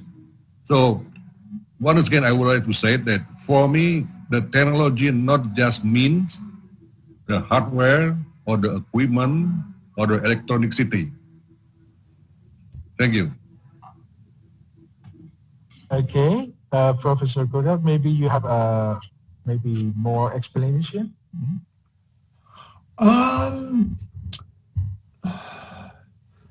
Look, you know, technologies are revolutionary. You know, like the lead pencil.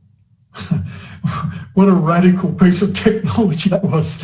And now we think of it in a very mundane way. But yeah, technologies definitely have the capability of creating new possibility and new opportunity. And it might be that we are still beginning the process of understanding how to use some of these new technologies. And especially in a creative way, I think that might take a little bit of time. But I just really want to reiterate that as educators, if we are to move along this path, we have to be really clear that we give everybody the same opportunity.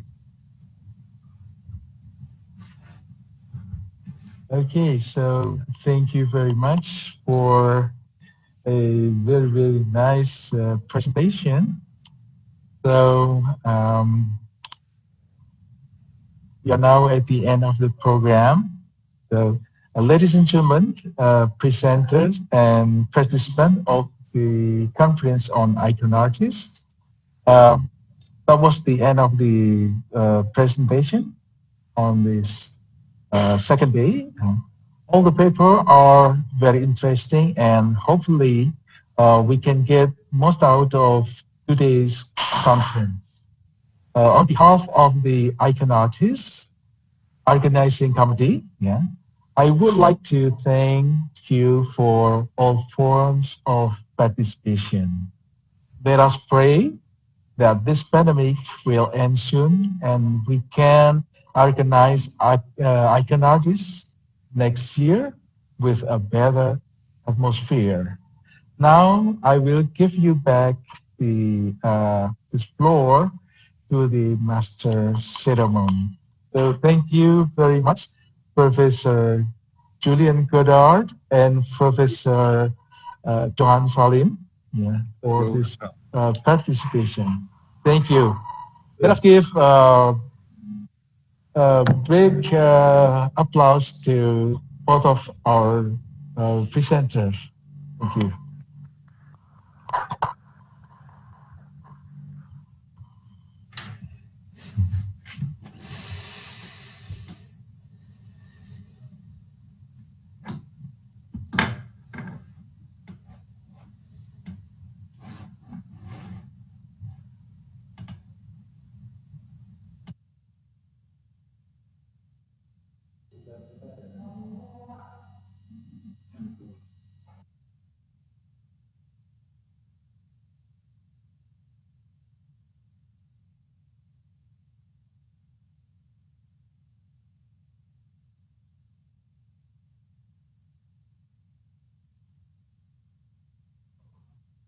So once again, thank you so much for Professor Johan and Professor Julian Godard. That was very great presentation, very interesting and very insightful. Hopefully all of us attending this conference will get more insights and more experience from your presentation. And ladies and gentlemen, all presenters, we will be directed to our parallel session, which is the first parallel session at 12:30. Please be informed that the parallel session will start at 12:30. Please check your chat box to know the link for each room. We have 4 rooms as we had yesterday. And so this is the end of the first session from the keynote speakers. Once again, thank you so much. And on behalf of the organizing committee, we again want to express our gratitude. Hopefully, both of you, Professor Johan and Professor Julian Godard, stay safe, stay healthy, and all of us, please go back to the parallel session. See you again in the next, in the next 60 minutes. Thank you so much. Have a nice day. Have a good rest for this afternoon. Thank you.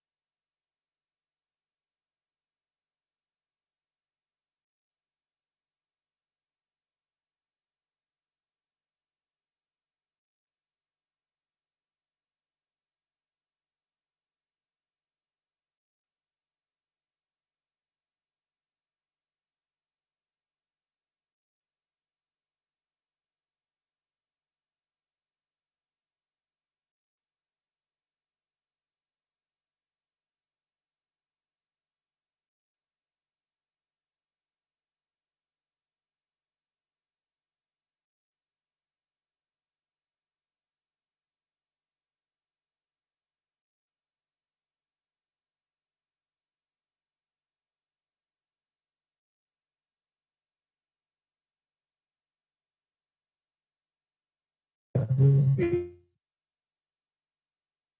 harus akhir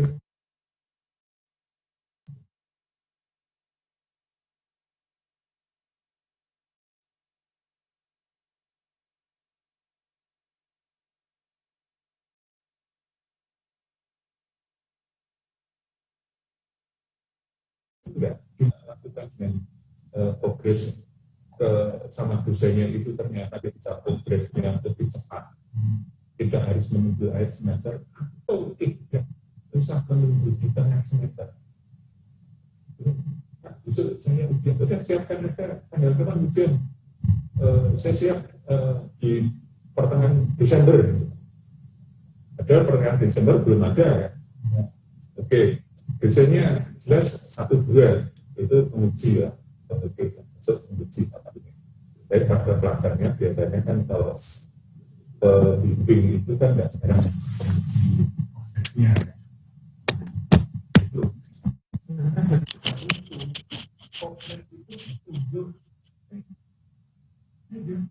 Aku langsung lakukan progres dulu. Jadi dia baru hadir di komunikasi itu. Pak, jadi ya. Oke ya.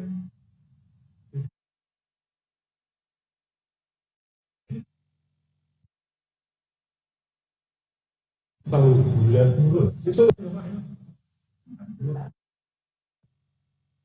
ada seperti itu kadang-kadang di perguruan tinggi yang saya harapannya juga itu di isi tidak mesti harus repertoar kalau bagi teman-teman seni pertunjukan di akhir kita siap mungkin itu pameran galerinya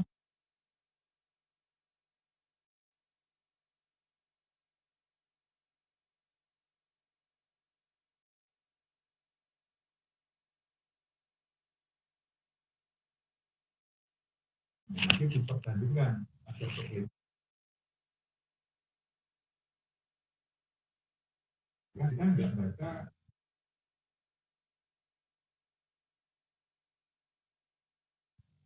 si A, si B dan kemudian itu selalu tidak mencatat.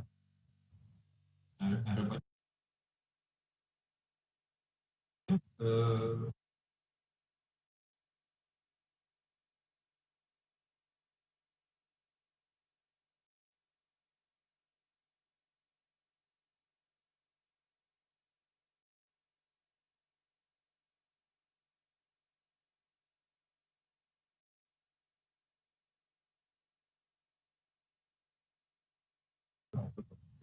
setelah ini ditentukan waktunya, setelah itu silakan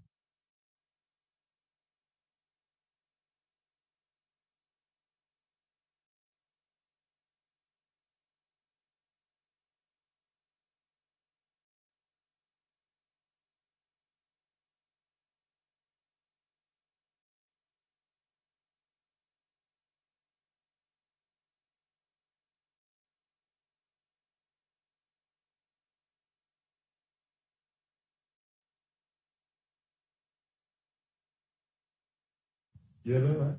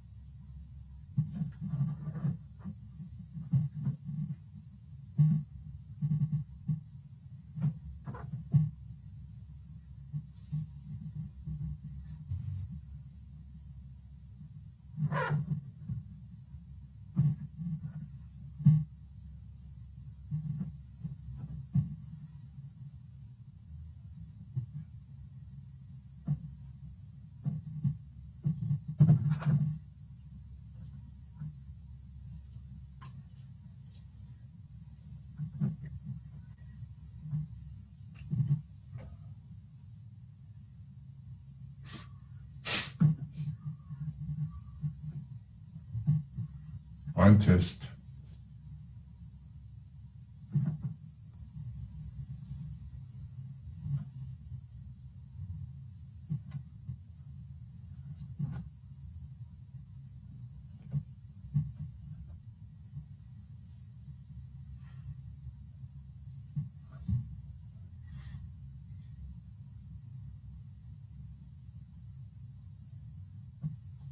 Test.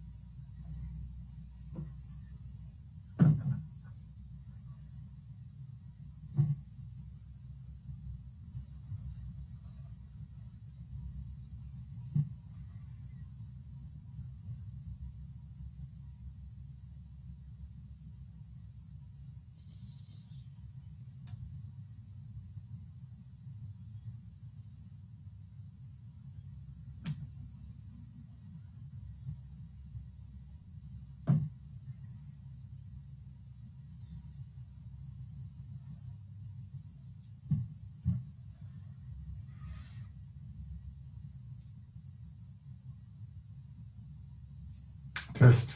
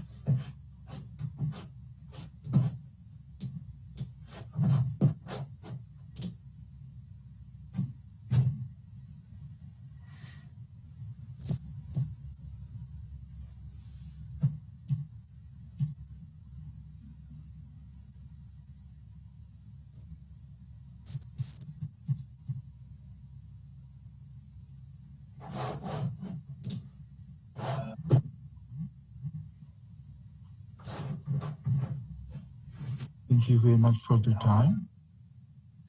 Ladies and gentlemen, all participants of this event, first of all, I would like to greet you all.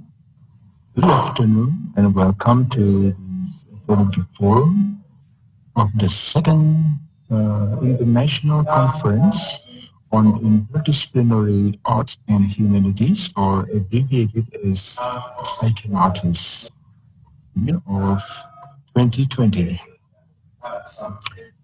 Last year, we were able to meet face to face and get to know each other. But this year, because of the pandemic situation, the ICONARTIES conference should be held in virtual mode. Let us pray that this pandemic situation can end very soon and turn into a really good and normal atmosphere so that we can exchange our ideas, knowledge, expertise, and also experience. Second, let me introduce my name first. My name is Johan, and I will be the moderator of the online conference today. This event will be divided into two sessions. The first half, there is a presentation that will be delivered by two speakers. The second half is a discussion or question. Ladies and gentlemen, let me introduce the name of the speaker. We'll liven up the atmosphere of the day. First, Professor Godard, and then second, Professor Amin. I'm sorry.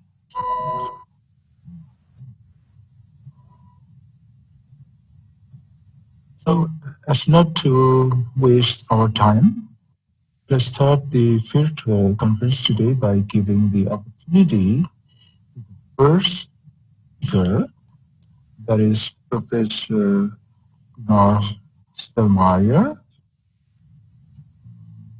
who will present his paper.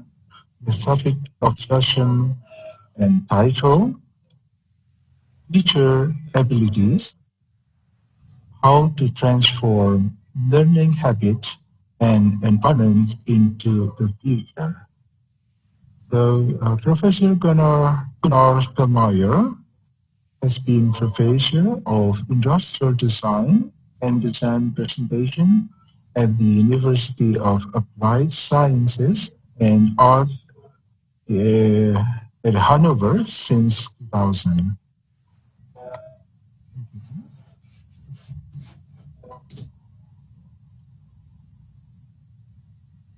So, Professor Godard, are you ready?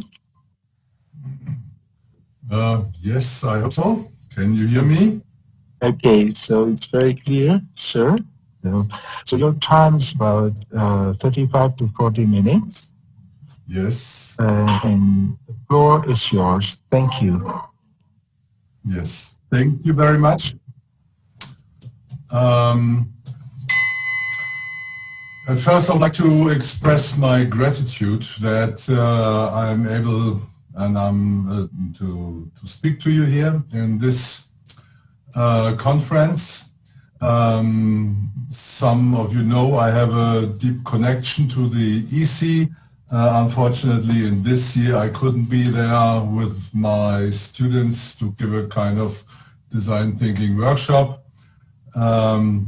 But anyway, it's the situation and we have to adapt, and I am happy to see that the EC is also adapting to the situation we have and initiating a conference via Zoom. So to start with my message, I would like to share some slides, and sometimes maybe I switch to make me observe. But at first I would like to show my presentation and some slides, and you should now see a page, my front title, and the title is Future. Yeah, and now maybe you have to help me. Skills, abilities, competences. So my aim is to talk about the 21st century competences. And what I'm going to say is, of course, my Western point of view, and you are asked to switch all these insights into your context, situations, cultures, and regions. So I hope and I think we are not very far away. The distance, maybe in kilometers, is big, but the situations we are facing are nearly the same. And in Germany, we have a kind of differentiation between or in describing competences.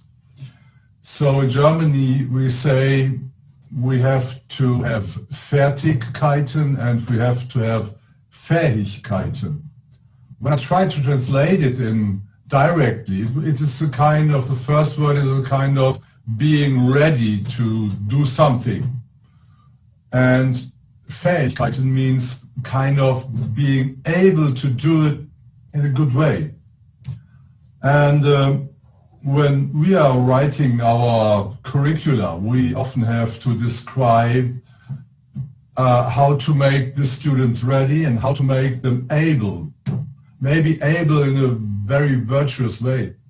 And I was talking to a lot of mother language guys in British, Scottish, Americans, and the end is, oh, you are very German, Gunnar. In English, it depends on the context. So I had to make a decision, and for the next 35 minutes, I will talk about ability when I'm talking about a learned part of behavior, the ability to write, to read, to paint. And you see my daughter here with her homework, learning to be ready for the world and to develop their own, in German, Fertigkeiten. And now in my contribution, in the next 30 minutes, I will say abilities. The difference to Fähigkeiten, or I would now say skills, is skills are more a psychological process controlling the execution of activities. So these are more analyzing and synthesizing processes which are not really observable and these ones can only be developed. So to make it very simple, in schools, our future is taught to get ready to learn writing, drawing, calculating. But where is it happens that the young guys, the students, the pupils are developing an analyzing and synthesizing process, are analyzing, developing a virtuous ability to do something. So this should be is my topic today, and my question is how to prepare teachers, students and creatives for the future. And it is regarding the abilities and the skills. And this is a picture from one of our design thinking workshops several years ago in Yogyakarta. So how to prepare them. And this is a test, this is a try we are initiating together since 7 years. And to start with this topic, I have to say we are facing a lot of challenges. We are actually in the middle of a pandemic catastrophe. In Germany, we are still playing football in stadiums without visitors, without football fans. They're just playing in front of the TV cams. And we are facing this pandemic catastrophe parallel to other challenges, like maybe a democratic challenge in some societies, and we have a dramatic climate change made by mankind in front of us. So what could we do as creatives? And it would be another seminar, but just to say and to report something about my opinion and my thoughts and ideas, reuse some stuff, reduce our consume, recycle our materials is of course one way to handle the upcoming challenges, but it's not enough.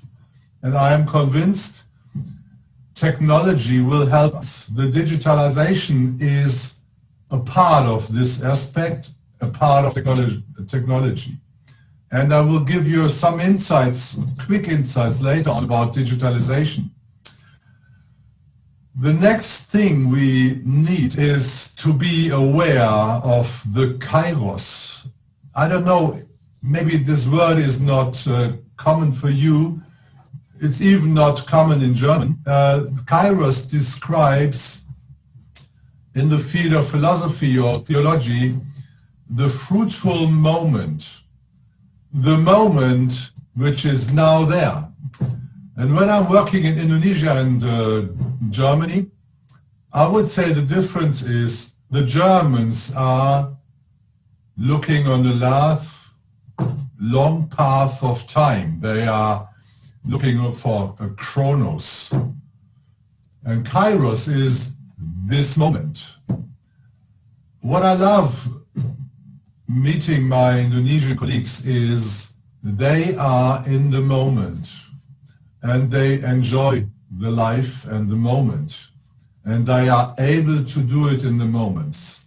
For me as a German, it often feels like, oh, we forget the moment in front of planning future.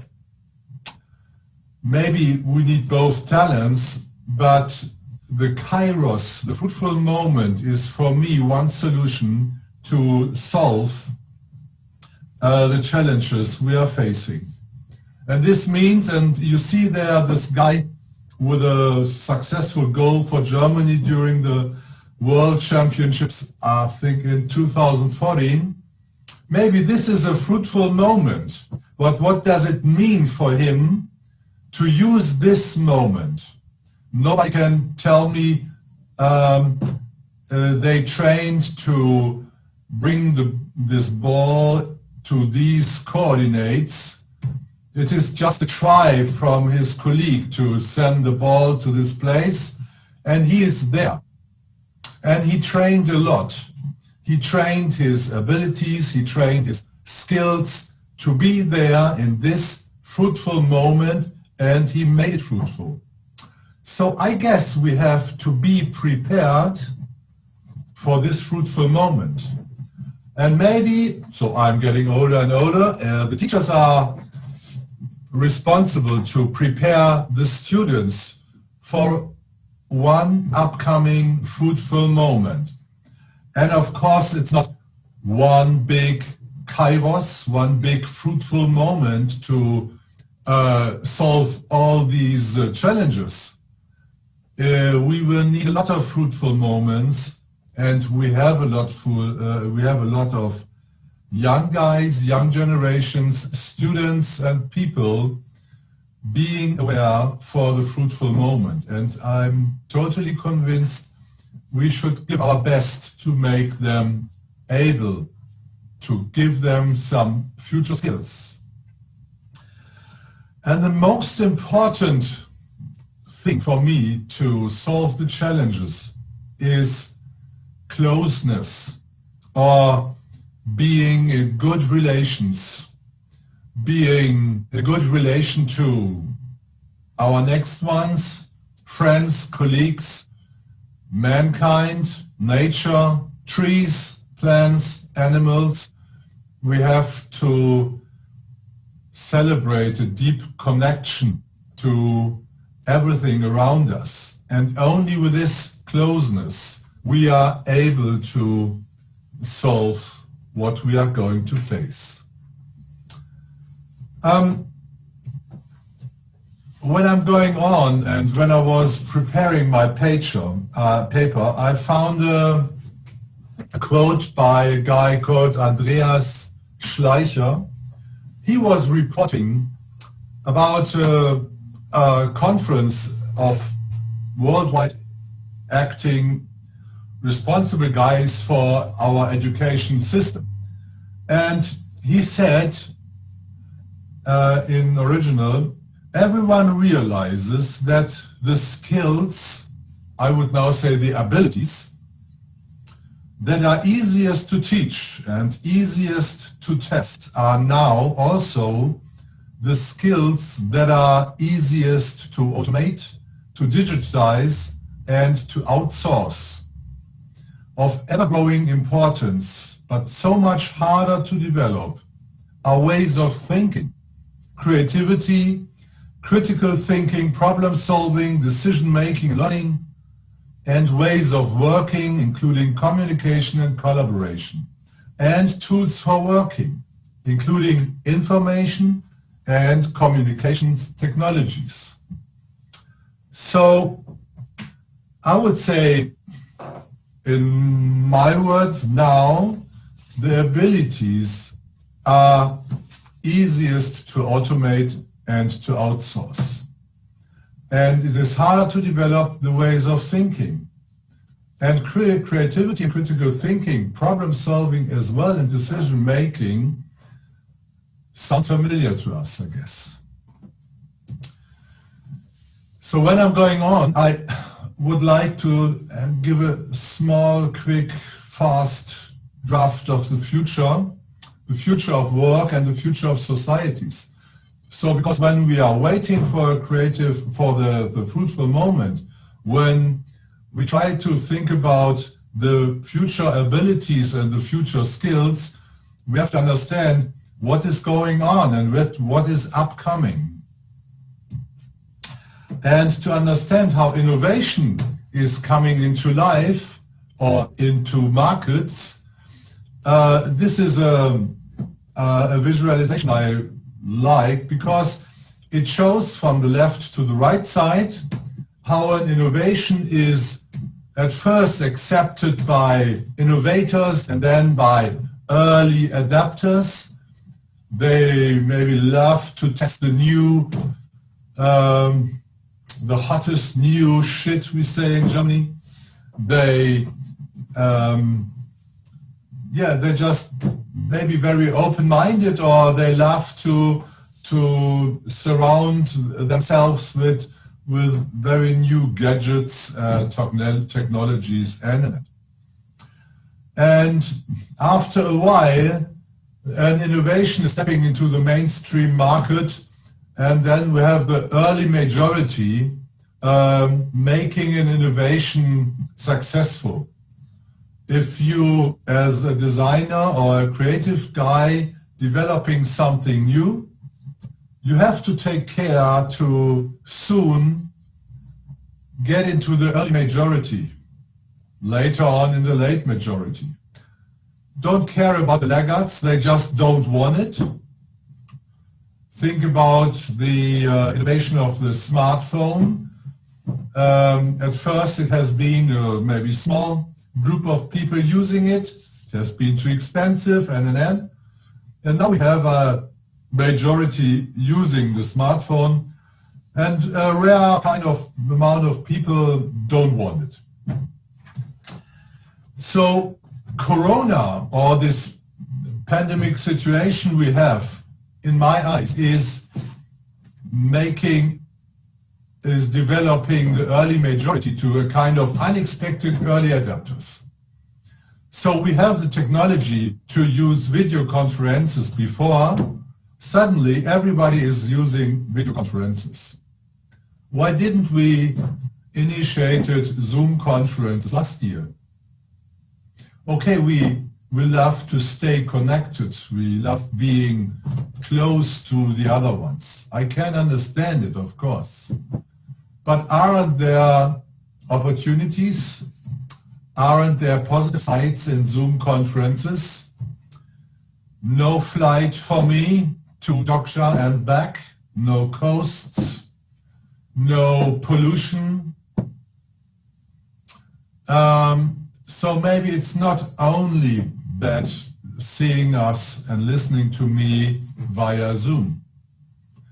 And what you see in this picture is something what is called the chasm. Malcolm Gladwell defined a tipping point to help innovation step into an early majority.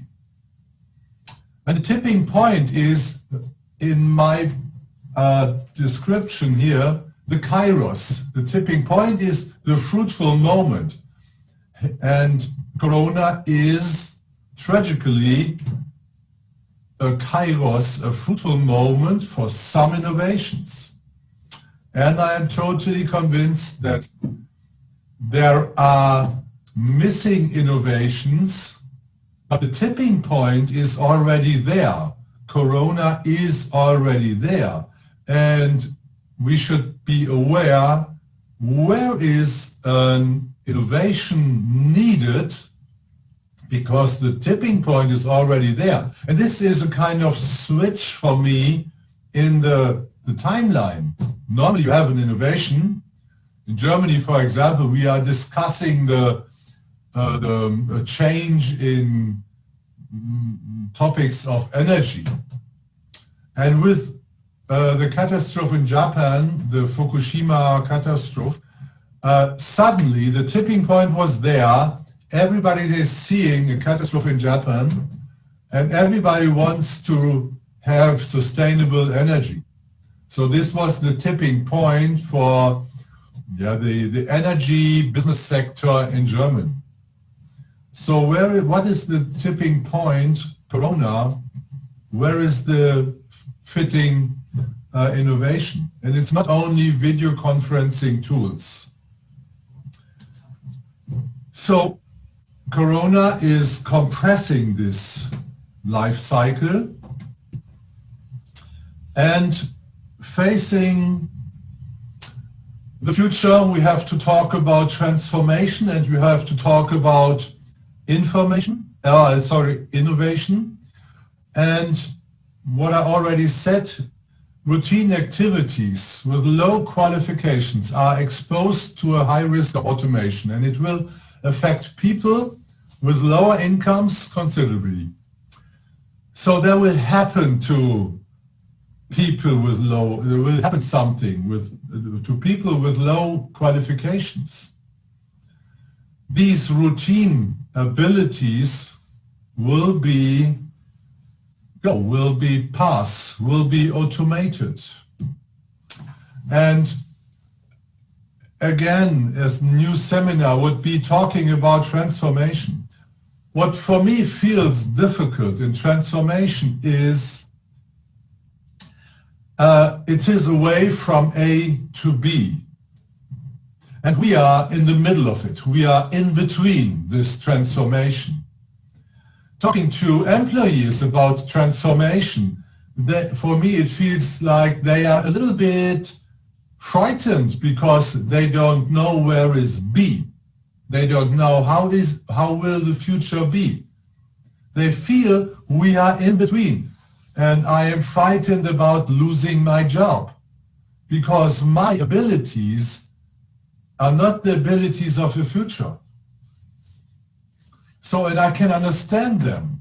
They may be having credits, a financial special situation. They bought a home, their own house with the help of a bank, and they need the money.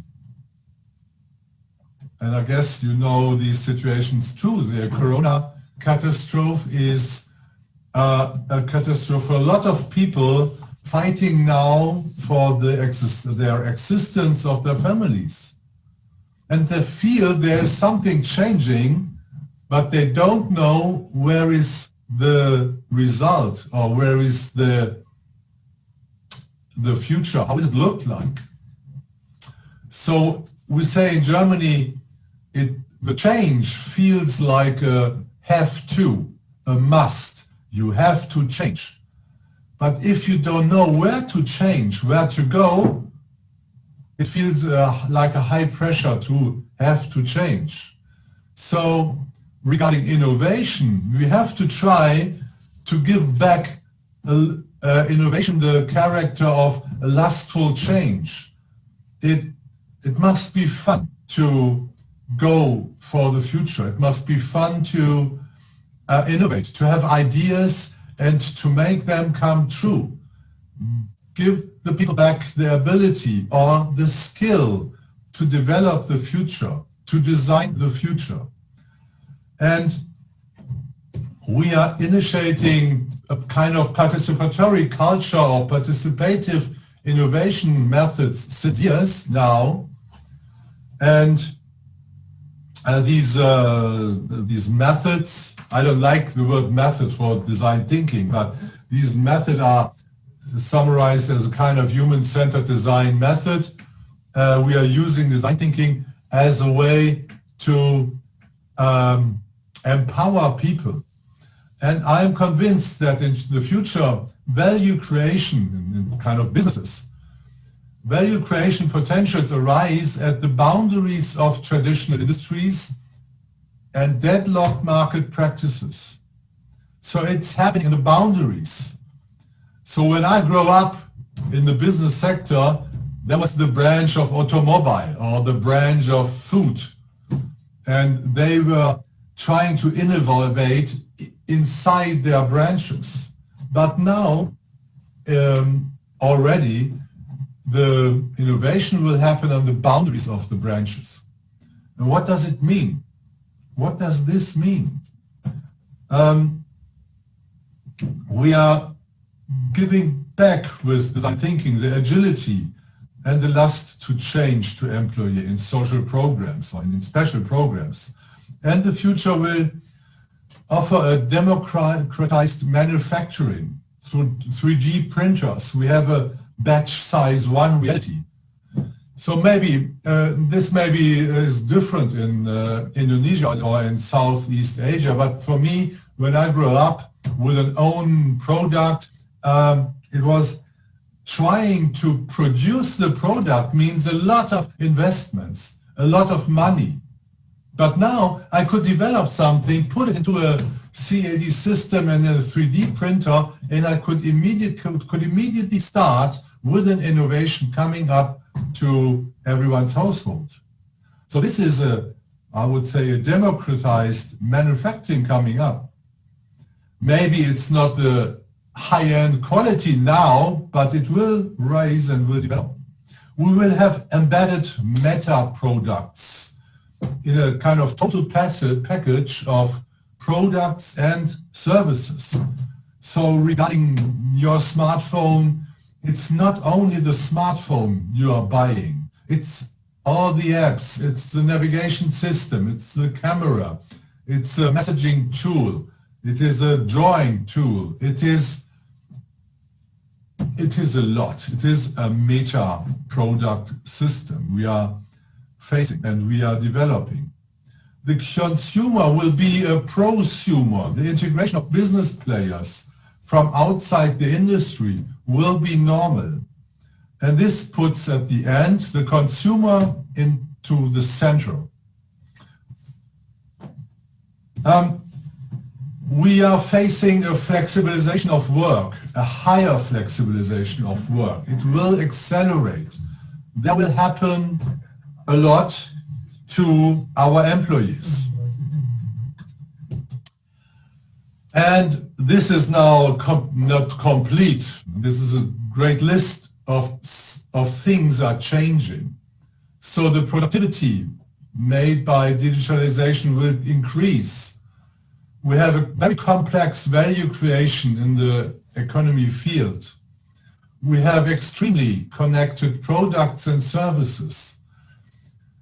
These products or these meta products are created by networks of independent companies. So it is not the one global player, it is a network of smaller companies, independent, and responsible for their own risks. We have a volatile demand with a high pressure to adapt. We have less people working in the industry. More and more people are working in the sector of services and social health medical systems. We have flexible work processes and relationships. We have I'm not going to list everyone regarding the time, but maybe you feel with this overview, it is a strong question for us to react facing this future. And flexibility is so easy to say, but it's hard to live. To be responsible for their own future, to be to manage this flexibility regarding education of your own kids, regarding acting with your family, having the question, could you come to work now because there is something to do? and the families and friends are also there. So work will step into our all-day lives more and more. And we have to take care for our mental health, for our physical health, facing this. And these are not trivial challenges we are facing.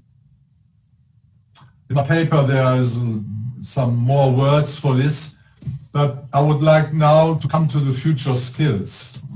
And there has been a German foundation, a big one, independent, and they made a study about the future skills. The skills or competences or abilities employees will have in the future when they are going to work as a self-employed worker or maybe employee.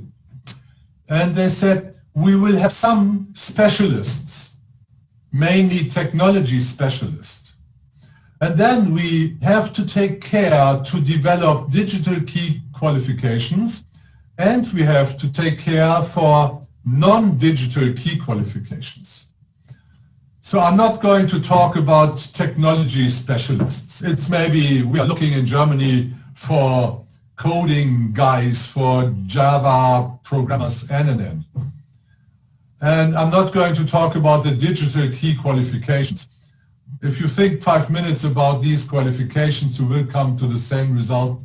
It is how to Google, how to evaluate the stuff you read in the internet, how to save your data, and. I am more interested regarding what I'm doing as a professor with my designers, what is happening on the sector of the non-digital key qualifications. And this foundation said it's the future skills. And now I say skills, could be abilities. But I mean these being able to do something in a high quality, in a special way. It is these skills, they are not really observable. And they say it's in this century, we need the ability to solve problems or the skill to solve problems. We need the skill to creative thinking or to be creative. We need entrepreneurial mindsets and self-initiative. We need the competence to adapt, and we need persistence. So I would say, hey, that is the thing I am teaching since 20 years. And when I think about the 20 years, I feel like, oh, it was quite hard. There are some colleagues, they are always saying, what are you doing there? All these participative innovation labs and camps, and I'm just teaching Alias and Rhinoceros and the Adobe package, and that's enough to do. And I give them some creative methods or technologies, and that's it. I'm not interested into the person, and I'm not interested into their habits and skills. But I am convinced, as an educator on universities or high schools, we have to take care for this non-digital key qualifications. And I am convinced these 5 skills are very important for us in our future. Okay, I would say it's okay when you be skeptic about this and the results of the German Foundation. There are several other studies, and they are nearly saying the same. If you Google for the World Economic Forum, the top 10 skills in 2020, these 10 skills are nearly describing the same.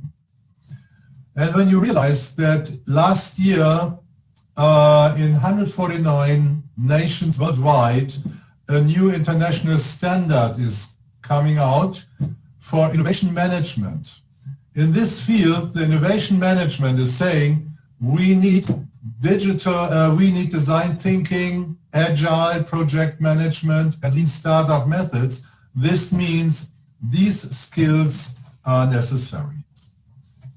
So for me, it sounds familiar, and I'm soon coming to the end. It sounds familiar, and what does it mean for us? How to teach it and how to empower young guys. And if these are the skills for the future, what's the role of us as a creative? And one answer for me is we have to take care for a kind of affinity space. A guy called JPG said, an affinity space is an informal space of learning. So our students learn the lyrics of their favorite songs. They know how to use Instagram filters or TikTok. I don't know it. And why do they learn it? Because they have an affinity. They want to learn it. They are in a relation to these things. And I think we have to set up a formal affinity space, a space where this could happen. And when you look into the field of existential analysis and Viktor Frankl, an Austrian psychologist and logotherapist, he said people need feeling safe, feeling respected, feeling in a good relation. And this means for affinity spaces, we have to take care for a safe and fair learning environment full of trust. Think about your school. Has it been like this? And we need a devotion to what is valuable, to oneself and to others as actors in team processes. And we need to have appropriate praise and challenges.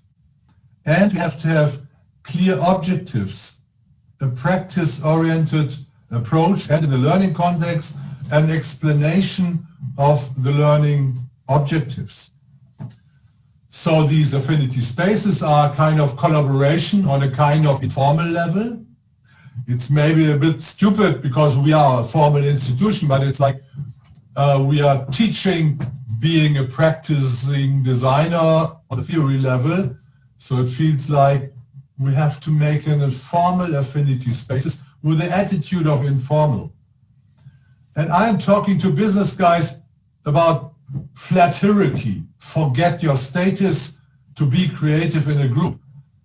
And I'm convinced we have to have a kind of flat learning. This doesn't mean not to go into the deep details. It means an on-eye level between students and teachers. And this means for the educators, they need to have an inner sovereignty and an attitude, not a status. And we have to celebrate a kind of participatory culture of innovation. We have to have a sustainable learning environment, and these learning opportunities should be driven by common efforts. And this is at the end an exploratory experimental approach versus a formal education system. Excuse me, Professor.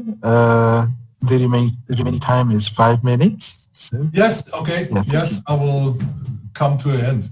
So interactivity is for me a characteristic of technology, but participation is a characteristic of our culture, and we should include this in these affinity spaces. And with this, we are doing a lot to work on these future skills for our next generations. And the role for creative professionals will be, and these are guys working in an insurance company, a very big one.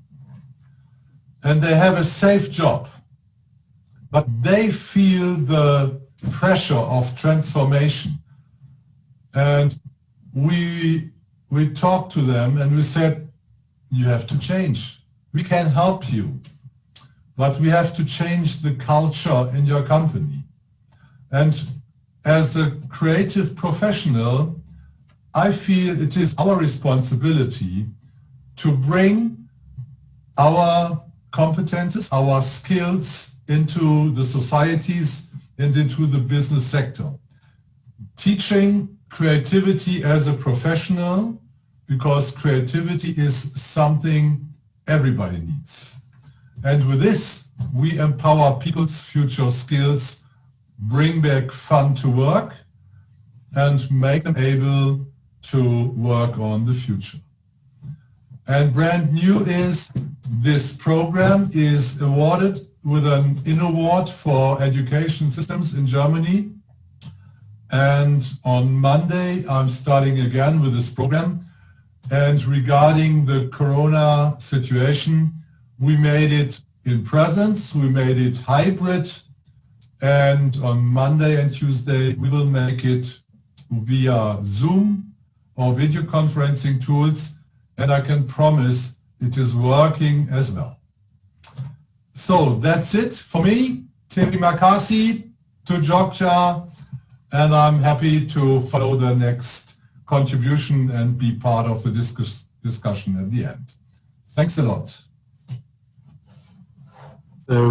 Terima kasih, Professor Gunnar. Ladies and gentlemen, let us give a big applause for the first speaker.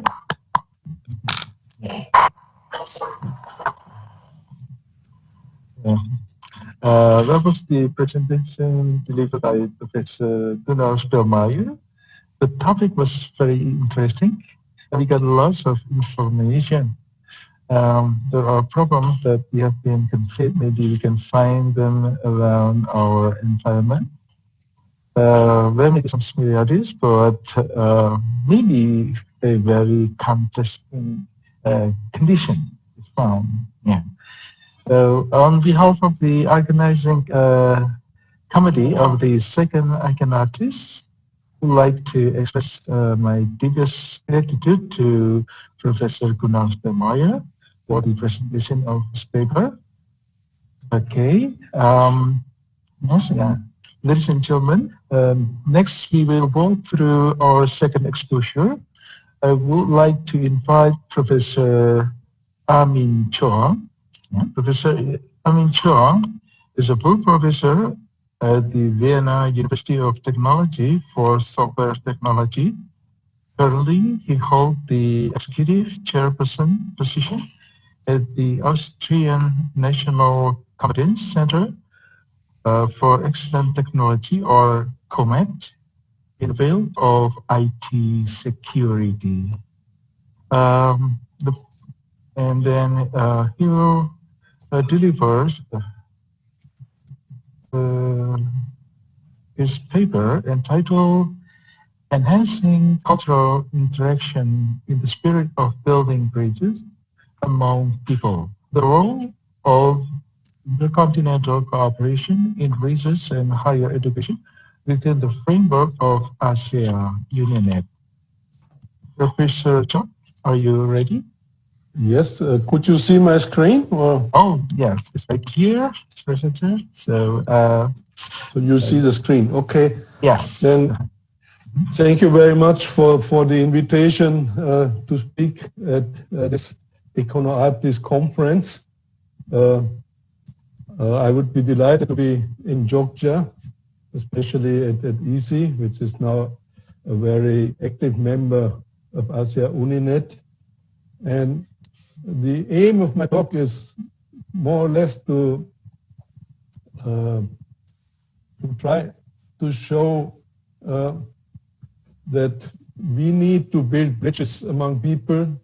And if I can cite the Professor Spelmeijer, we should work perhaps at the best like children working together.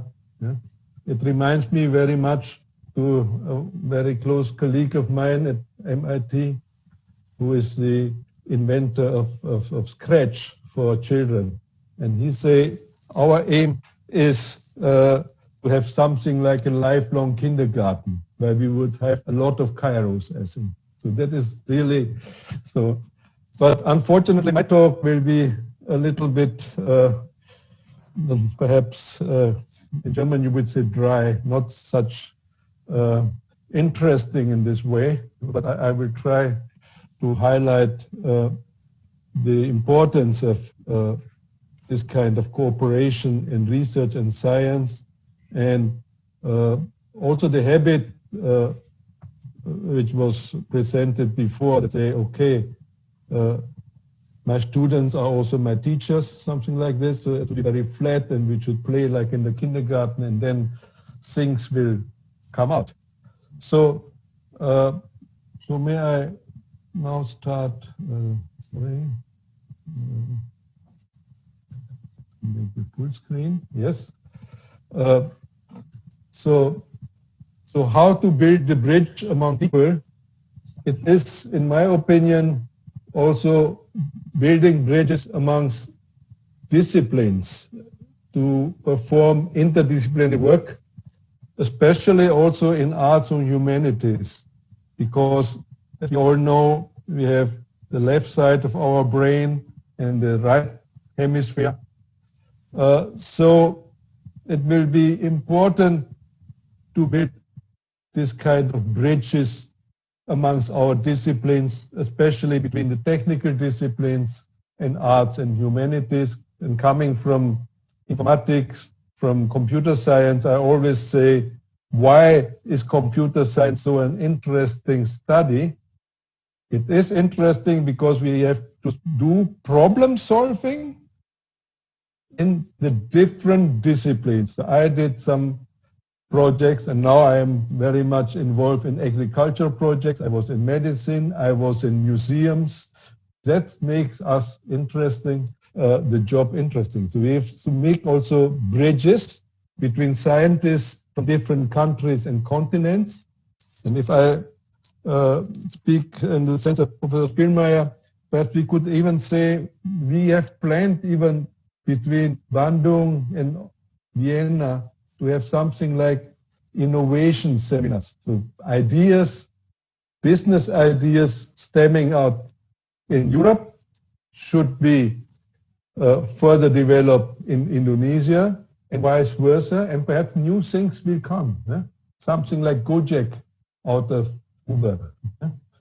So, and Asia Uninet is, in my opinion, perhaps a role model, because Asia Uninet was founded in '94, and it is even a role model for another network you know very well, I think, in Asia, the AUN, the ASEAN University Network, because Professor Suprachai, the first president of AUN, before he was this, he was Asia Uninet president. And he thought, okay, why shouldn't we do it not for ASEAN only, and not just between the North and South Hemisphere? The second point of my agenda would be to say it is now the time where we have digitalization, and it is a lot about open data, and to work together between our disciplines. The interface, one of the most important interface is data, and the more open it is, the more people can use it together, the more innovation will come out. But we should also think about the humanities, about the SDGs, about the Sustainable Development Goals.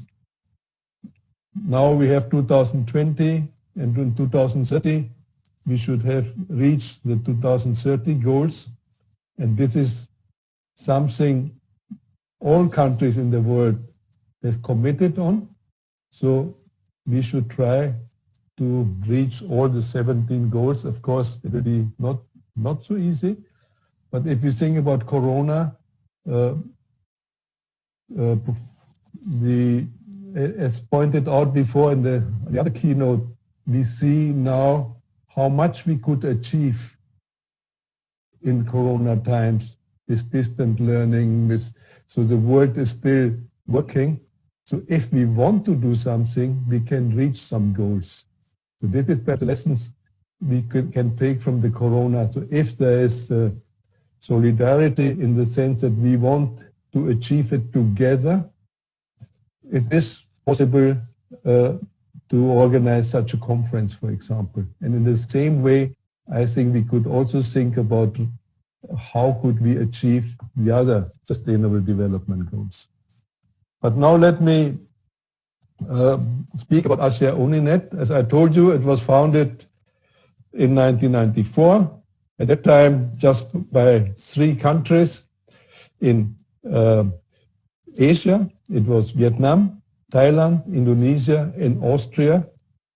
And then in the same year, we tried to be member of the European Union, so we broadened it to ASEAN, European Union, European Academic University Network in 1999. But still it is predominantly a network where Austria plays a very important role, and of course also the 3 founding countries, Thailand, Vietnam, and Indonesia. In Austria, all the universities are member, and then we have the members from the other countries, university of the other countries. So at present we have 15 countries comprising a total of 65 universities. And from the very beginning, it was something that we want to work together in a symmetric way and to achieve common goals. The main activity is the exchange of scientists and postgraduates and the transfer of knowledge. So it was always research cooperation, and it was always based on quality, meritocracy from the very beginning. So may I now give you some examples which has some affinity, in my opinion, to the ICONARTIES conference. So one project, so these are just projects from last year, from 2019. Yeah? So projects which are finished in 2019. So the project number 1 is a project in Yogyakarta. I think most of you know it perhaps. It is a project concerning the Affandi Museum. Affandi is one of the most important painters of the 20th century in Indonesia. And he built this museum in Yogyakarta, which is a very inspiring building, which is not a traditional building with many curves, etc. But of course, he was not a civil engineer. So now after 50 years or longer, this building is in a very bad condition, and also his paintings, etc., need some renovation.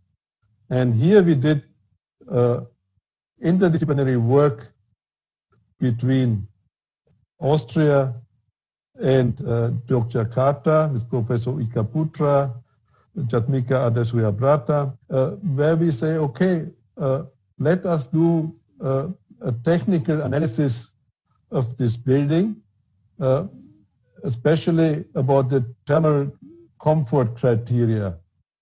So there is a problem, even sometimes caused by the use, the improper use of air conditioning, etc. But this must be analyzed. And many paintings of in this Affandi museums are already in a very bad shape. And here we have expert Ms. Patricia Engel, who is on conservation and restoration, and who is also related in her work from a very early state with the daughter of Affandi. So that this was, of course, a perfect cooperation. And so what we did first, Wolfgang Stumpf from our university, what he did is placing some sensors, you see here white dots, and to make the data available both the real-time data and also the historical data, so we can make an analysis of the status of this building, and from this we can do some diagnosis. It is the same like if you do a diagnosis of 24 hours blood pressure or something like this. And some nice findings came out, like the temperature under the roof is following the outdoor condition, doesn't strike the indoor comfort in an essential way. The air accumulation under the roof and the lack of air circulation accelerate the destruction process of the deep shingles in the roof construction. So we now know really where we should start with the renovation in a proper way. And this is now the follow-up project which will be done out of this. So here we already see there's a very nice cooperation between art and technical sciences. Also because for the renovation of paintings, etc., we have also to ask the daughter of Afandi what color perhaps using was in mind, what kind of colors did Afandi use in the old times, etc., etc. So this is a very nice thing. She visited also Austria now many times, and so this is a very nice cooperation.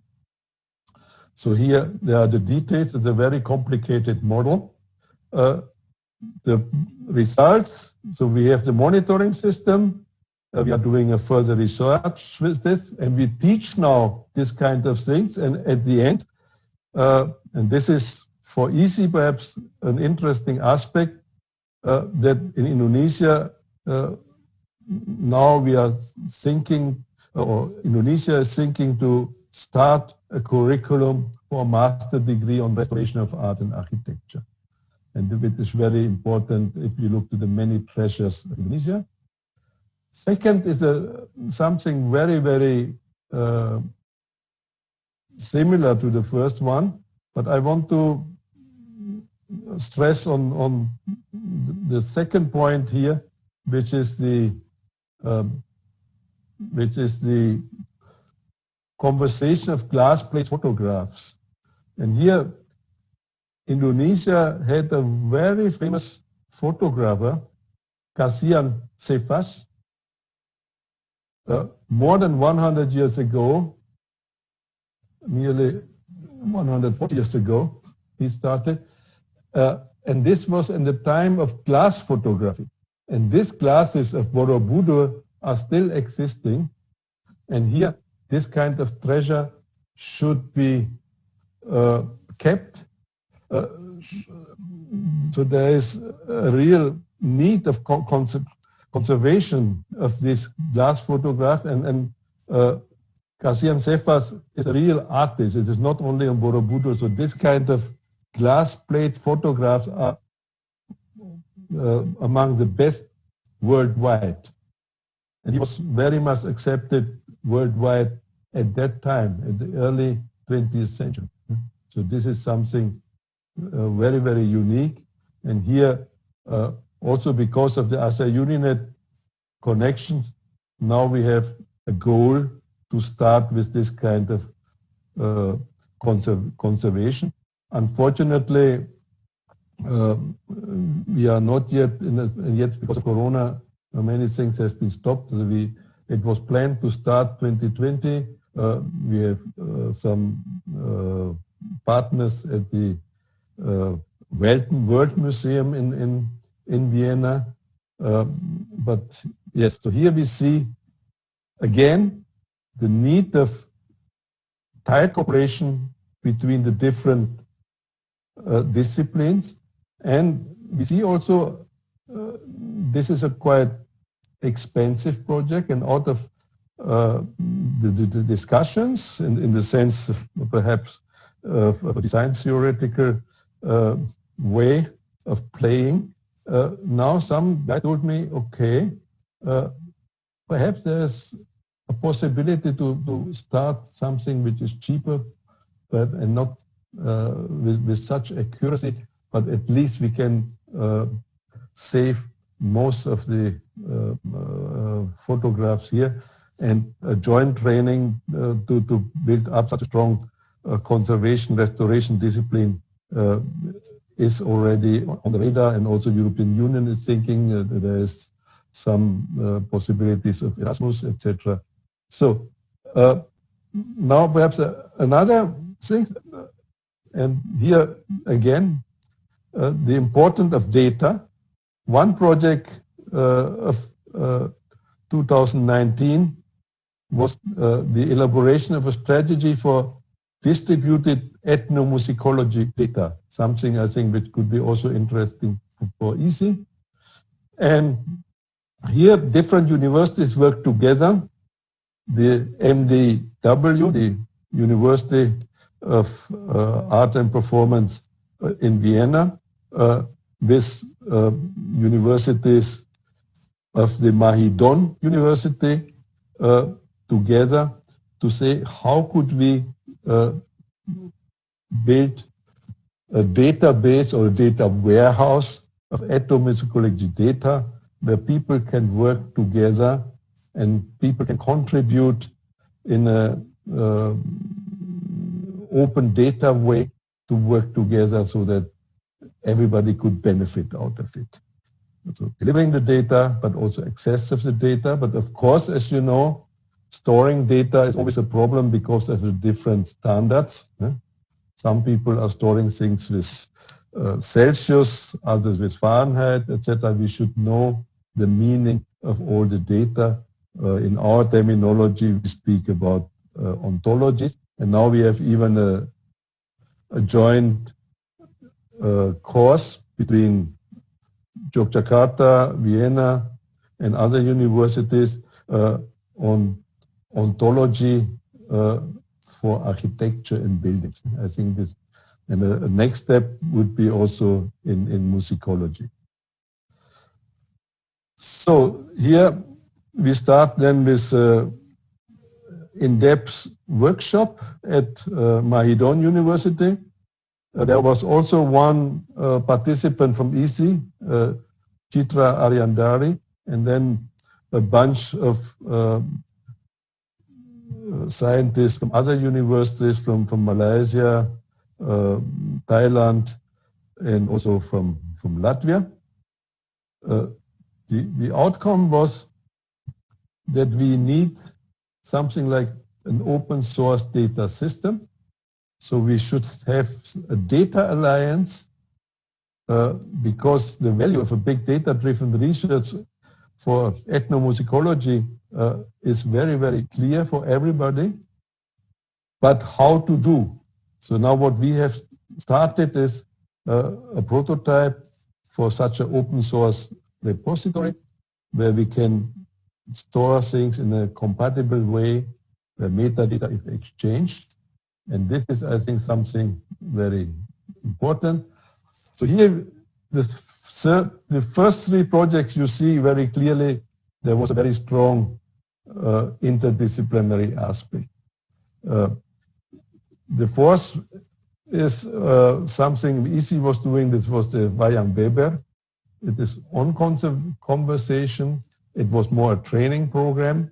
And here we see, you know the people, the Dona Hapsari and others visited Patricia Engel, the expert in conservation in Austria.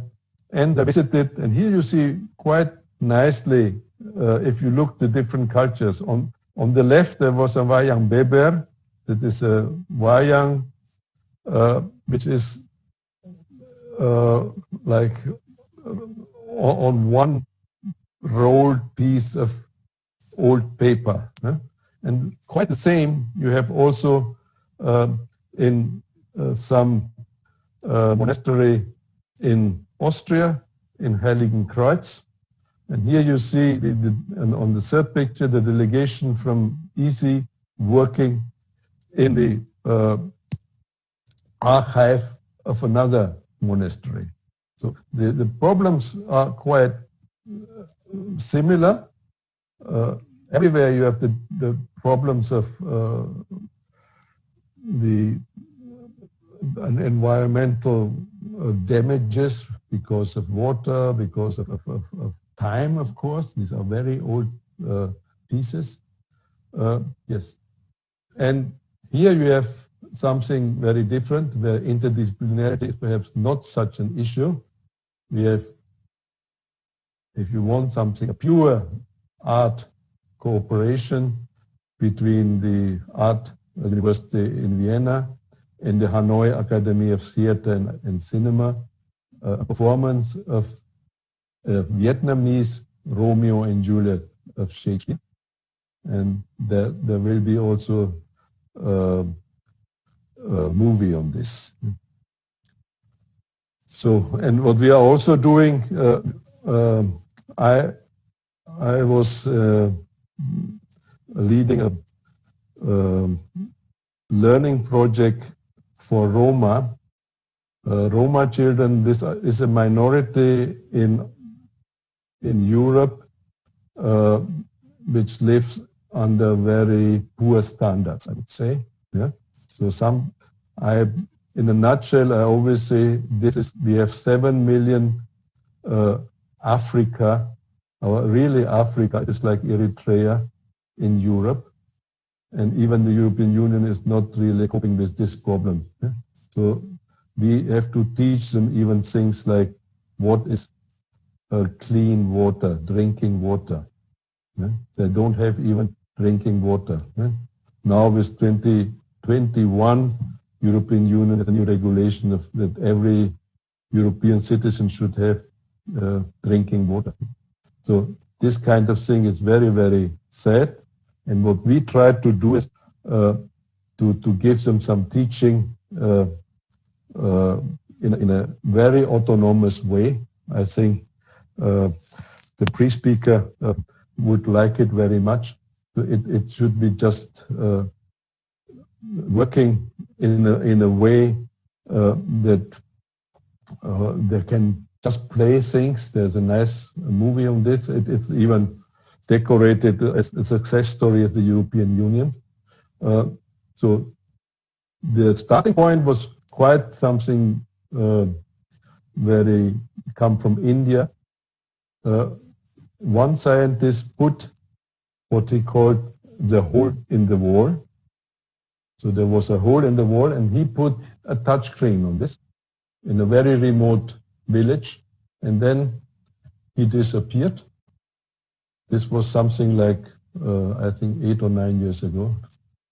And then after 1 year, he came back, this professor from, Indian professor from England. And after this, you see that the black children, they play by themselves in a village where nobody can speak English. Out of a sudden, after 1 year, they can speak English. And that's ask him even, we would need another touch screen with a better processor, etc., to self-learning process amongst the children. And we took this kind of idea for our self-organized learning environment, SOLE, and try to use it for the Roma minority with a big success. So here you can see how we can mix concepts of informatics, concept of pedagogical knowledge, and other disciplines, also environmental disciplines, because we try also not only to teach computing, but also hygienic issues, language, English, etc. But among us, what the real important thing is to work together nowadays, I think, is we need open data. Data which can be used jointly by everybody. And this is also quite an old idea. We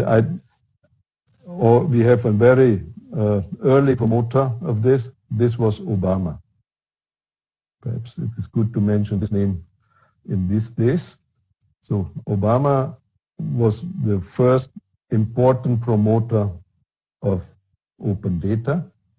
And out of this, at that time, we had still the G8, the Open Data Charter was defined, and the European Union took it as compulsory.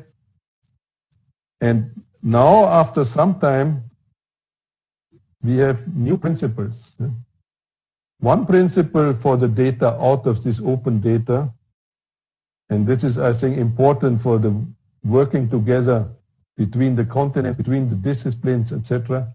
The data should be fair. Fair means at least the description of the data, the metadata should be findable, accessible, interoperable and reusable, and open, of course, if possible. And I will come to care also. So this was the main issue, and this was again decided by the G20. So what is findable, what is accessible, what is interoperable, what is reusable. So this is, so we should store and use our data and share our data, most importantly.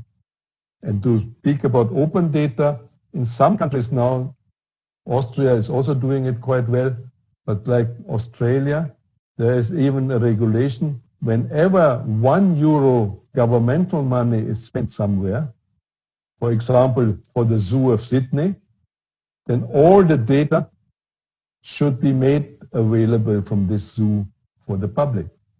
So then people could make a lot of innovations out of, I don't know, yeah? How are the elephants being fed? How many, what are the correlations between temperature and, I don't know, the birds coming and flying, etc. So this, and a lot of also citizen science could be made possible. So open data will be the future.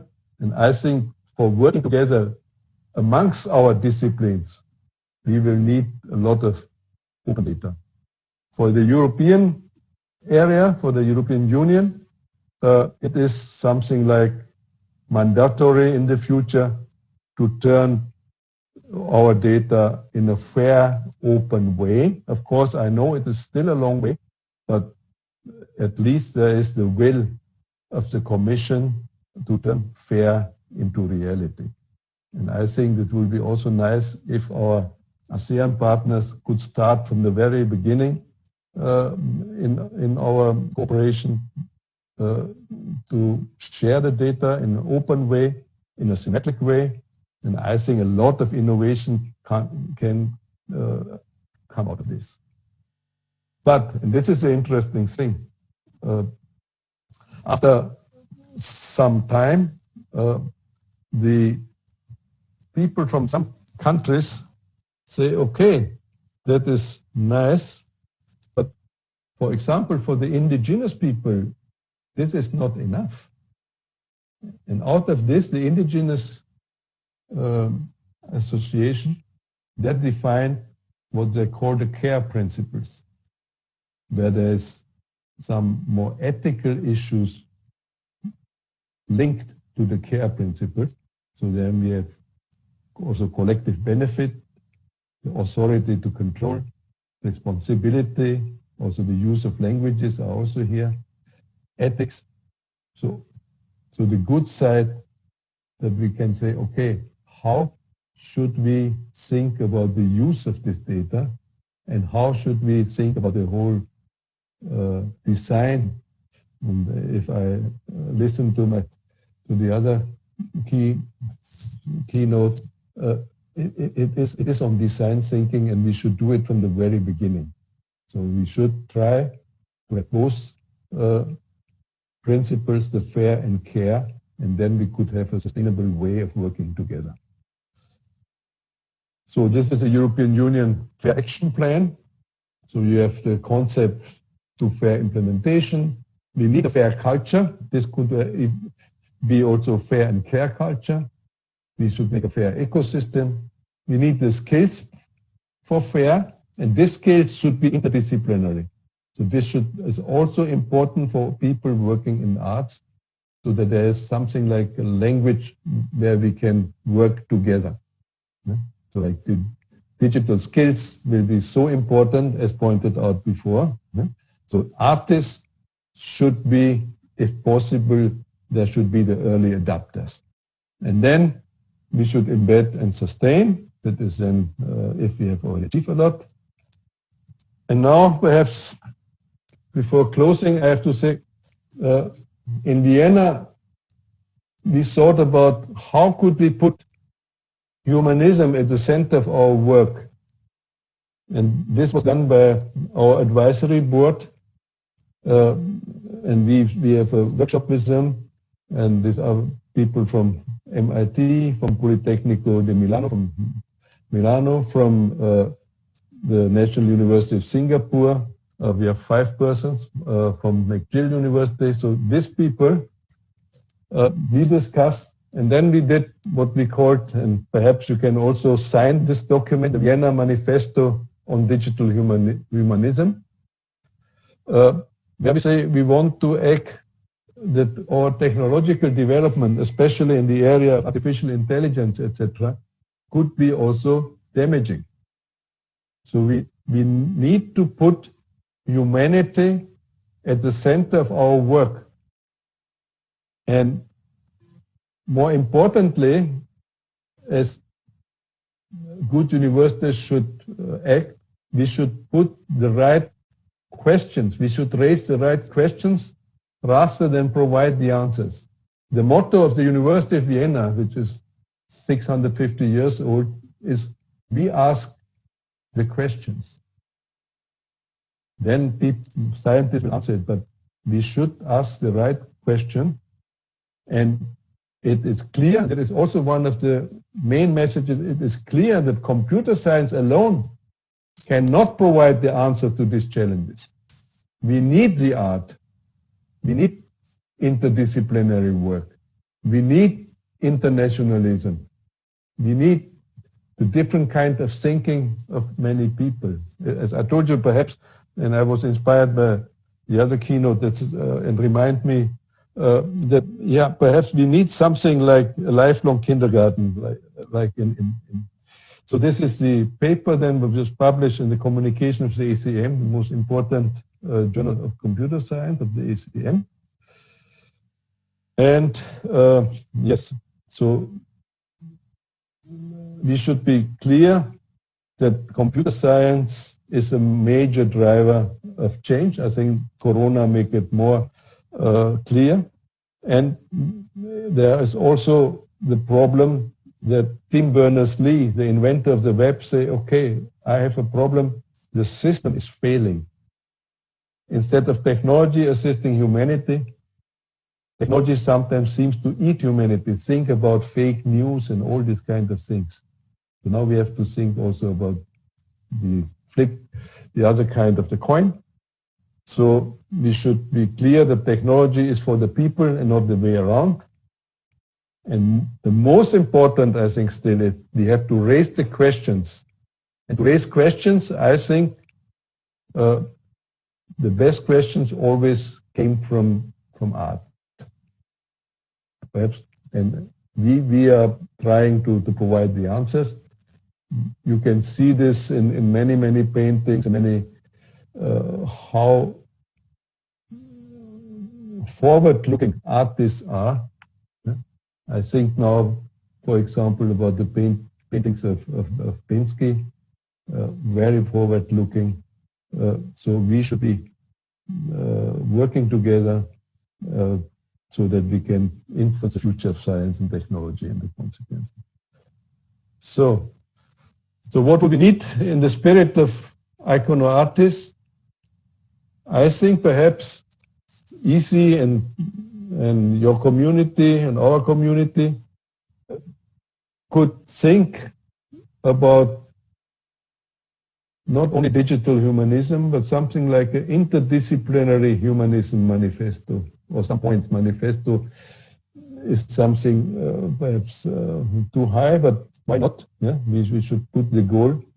So what can interdisciplinary interdisciplinary work do for humanism? Can we raise the right questions, and how could we work together between art and science?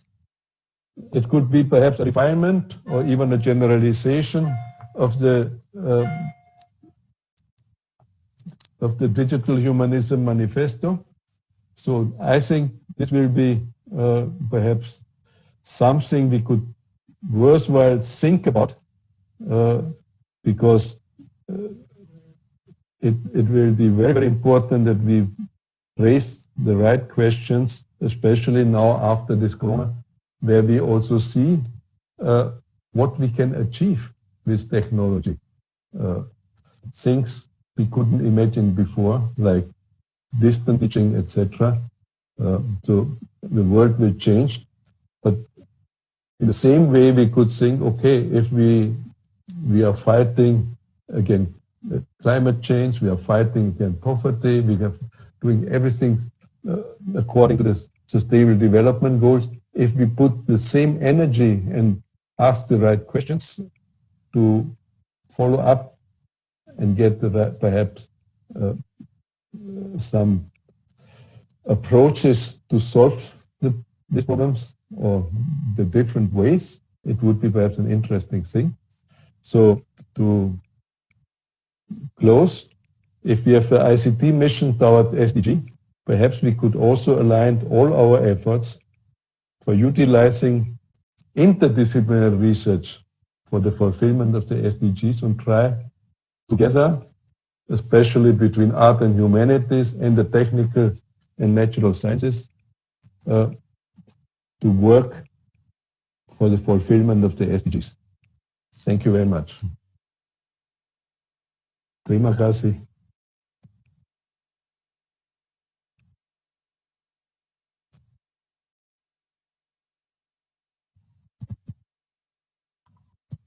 Thank you very much, Professor Cho. That was the presentation delivered by the second speaker. For that, let us give a big applause to Professor Cho.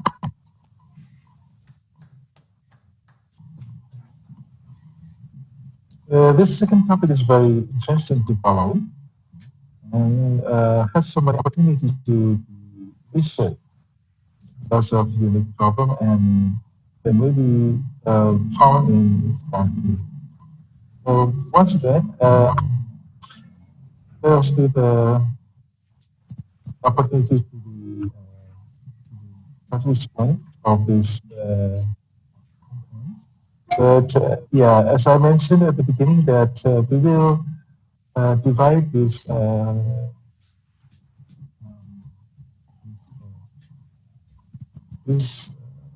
Slides. Yep. Sorry.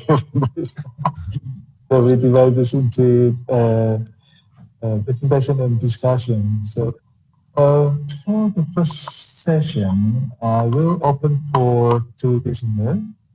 So it is now about 10:03 Western Mission time. So we will end this at 3:30 p.m. So we have about 20 minutes. Now plenty of time. Okay, I will check my private chat.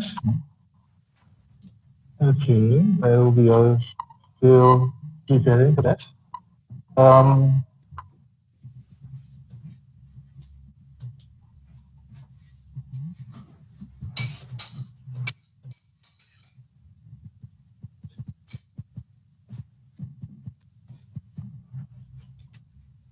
Okay, here I got one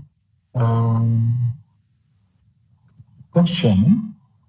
So this one addressed to Professor Gunnar, but later I also need opinion from Professor Johan also. Yeah?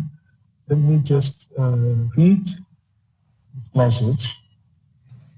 Hello, Pak Gunnar. Yeah. I'd like to ask you something regarding the issue of COVID-19. As a design problem, could we find innovative ways to apply design thinking and human-centered design, human-centered design principle to help educators overcoming the everyday frustration? Yeah, so thank you very much. Yeah, that's it. I hope that's clear enough. Yes, okay. Yeah. So design thinking, human-centered design, for me, it's not really a method. It is more an attitude, an intention, and an intention as a teacher as well. So I would like to feel fulfilled, even in the times of COVID-19. And for me, the question is how to feel fulfilled as a teacher without being in a physical presence to the students. And I would say I have 5 advice, 5 tips for you. The first thing is don't handle Zoom or these technologies as a replacement for physical meetings and seminars in physical presence. It's not a replacement. Take it as a chance and a different chance to teach, to give seminars. The second thing is build bridges, like my colleague said in his great contribution. Build bridges between the participants, between the real and the digital world, and between the learning topic and the surrounding. So what does it mean? Building bridges between the participants. So I see my colleague Ivana on my screen, and I'm now going to give her a present. And Ivana, you are asked to take something in your hands, and I will give you my pen, and I will give it to the camera, and you take it something out of the camera. Okay. So I give you my pen, here it is, and let's transform my orange pen. It's a spoon. So it is maybe quite a funny or some fun, but giving a gift digital to the other ones through the camera and transform the gift is connecting people. They can't see them, they can't smell them, they can't feel them, but they are connected like energizers like this. And it's up to us to develop more of these energizers. The next thing is, what did I say, building bridges between learning and the surrounding. Maybe you remember when you have learned some special topics and you remember where have you been in this moment. Now we are sitting in our private rooms. So how could we change our surrounding? And I asked my students, next time you should wear your sporting clothes. And everybody is sitting there in some sporting dress. And I learned, oh, the one is a tennis player, the next one is a basketball player, or they are a fan of, I don't know, skating. So suddenly my topics is maybe not connected to the private room, it is connected to something what I'm wearing. Or maybe the background here on the screen is ICONARTIES. Maybe it is now connected to these backgrounds. So be aware of this. What are you going to connect, or how you are going to connect the learning topics with the situations you are in. And the third thing is, there are studies that you're learning better when you have something in your hands connected to the topic. And that's why I send my students some packages, and in my seminars I say, and now please open the package number 38, and then they have a surprise there in this package, and maybe it is the catering, a food for them for lunch.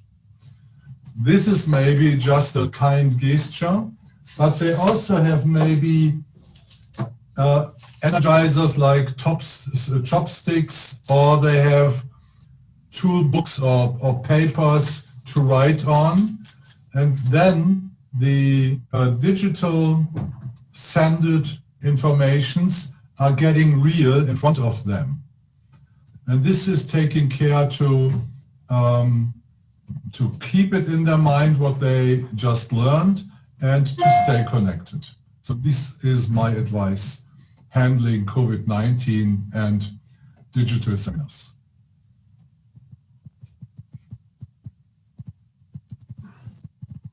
Okay, as I mentioned that I also need, of course, because you have different topics, I also need your opinion. Professor, please.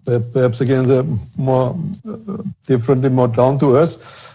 What I did is, because of Corona, to take this as an advantage in a way. I don't know how your students are, but our at least bachelor students, they are not so keen to read a lot from one week to the other. Yeah? So you need some lecturing in contrast to the Anglo-Saxon university, which they just give 100 pages and in the next week I just answer some questions. Yeah? Yeah. So I think this could be perhaps even an opportunity to say, okay, yeah, now it's time, because we cannot do it in the traditional way, and just to give something like YouTube without interaction is perhaps not so interesting. So my approach was to give them really 100 pages or something like that to read, yeah, weekly, yeah, and then they can ask me for 20 minutes, every student, yeah? And I will give them the answer. So I give a real mentoring, because if I think about why is Oxford and Cambridge better than us, yeah? Our university, at least our faculty, is still in the top 100 in the world, according to the Times Higher Education ranking. We are number 70, something like this, as computer science, and in Europe we are top 10. But still, our students are not in the situation that they want to have something like a prefabricated food. Yeah? I think this would be a possibility to do it in the same way like Cambridge or Oxford, to just say, okay, you have to read it, and I will mentor you, and mentoring in the real sense of the word. That if the student has some problems, etc., so this guy can come to me, yeah? And I will give some answers, or say, okay, don't learn too much. You should also think about your health or whatever. So real mentoring would be. And speaking about design science, I think one of the main issues of design science is also the principle that you can fail often and early. So let people also do some mistakes, yeah? Because something out of mistakes, things can also come out. Yeah? Just think about the invention of antibiotics, penicillin or something like this. Yeah? The guy was too lazy to wash his equipment, and when he came back from his vacation, he said, okay, there are no bacteria anymore, so there must be some reason. Yeah? So sometimes mistakes are also good, yeah? But not, of course, but it is this kind of trial and error which makes us more intelligent. The whole evolution is based on trial and error. So let the students, in the sense of digital science, design science, also do to fail off, etc. So they should work, and perhaps now it's a time where they can do the experiments by themselves and be creative. And if we see that the students, they did their best and they spent enough time, why not? Yeah? And then we can discuss and do some incremental improvement, etc. And sometimes this very orthogonal thinking is the real innovation. Yeah? Because if we just go the same way forward, then it is always just very incremental. In mathematics, we say this is an epsilon. There's some small advantage. So that is what I think what we should do, and let them play. Yeah? And so here So I was in Aalborg in Denmark, not far from the Lego. Denmark is in some way very influenced by Lego, but they had to do with the professors. If there is a problem, you get some Legos and in some groups and then you have to imagine a solution by doing some Lego. So if I speak about, at that time it was on security, computer security, then we are building firewalls with Lego and then some guy is coming to attack. It is like playing, but it is very creative with some 5-6 people. And everybody has to use his Lego or her Legos to show what can I do to protect myself or how to attack. And this was very, very, very nice. So more of a playing attitude. This design is something artistic, and I think that's why the role of interdisciplinary with universities like EC, etc., could be very, very, very fruitful.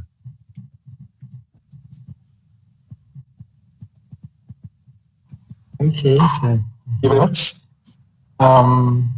Here I found 2 more questions. One for Professor Shaw and one for Professor Meyer. So these questions are from Chitra Kaputri. So for Professor Shaw, are digital humanism manifesto possible to make a human life with no privacy because of technology? That's for Professor Cha. And then for Professor Gunnar, what is most first important is it for innovation in the COVID situation? So I will give you the opportunity to Professor Cha first. Yes, so I think this is exactly the right question, I think. So one of the problems of why we need this kind of digital humanism is privacy, yes. So the danger of the use of your data in a way, especially how machine learning, artificial intelligence, big data is evolving, that sometimes we will live in a society where if nothing is done, a society where the computer knows already always what is my intent in the way that my intent is perhaps manipulated. Because if we always get the answers ready, just think about your memory on telephone numbers. This is not such a big issue. But if I look to my mother-in-law, she is 96 now, and she knows all telephone numbers, because she refused to take an iPhone. She has a a very normal old-fashioned mobile phone, because she has also some sight impairment, so she cannot look so good, but she can read the digits. She knows all the numbers, perhaps 50, 60. So this is, I think, different. And now we are already driven, I think, by WhatsApp and all this kind of thing. But this is not such a problem, but it is more and more a problem that due to the big data way of collecting, the answers are ready before you are asking for. So if they're okay, once a week normally he will order pizza, then after 3, 4, 5 days you will get some advertisement from pizza. The question is this the way we want to be manipulated, etc. So this is, and the second thing, it was also connected to Professor Spellmeier, where I say, okay, should we be driven by too much consumerism, so that we say, okay, this year the fashion is, I don't know, pink, and next year the fashion is blue, no? And I am manipulated in a way that I have to throw away other things or this kind of thing. So people are not aware of all the energy footprint and all kinds of things, because there is no profit on this. So we have to be very, very careful, and digital humanism should, I think, put all these facets together. And one very nice roadmap, I think, would be the SDGs. That we think, okay, climate change is one thing, because this has been propagated through this Friday demonstrations, etc. So that this is now in our mind. But there are many, many other aspects we should achieve. And for us from the university, of course, it is education. And even in education, we would need a very precise privacy. On the other hand, of course, we can use this kind of big data, etc., for a better learning path. If I know, okay, after doing this questionnaire, I think this student should be taught in this way or another way, especially in language teaching. There are excellent examples. And of course, you give some of your personality, of your weaknesses to the system. So you have to evaluate this yourself. For this, to understand this, I think people need a lot of knowledge about digitalization, about privacy, about the potential of big data, etc. And if this is known by the people, there will be no problem. Okay, so thank you. And now for Professor Gunnar.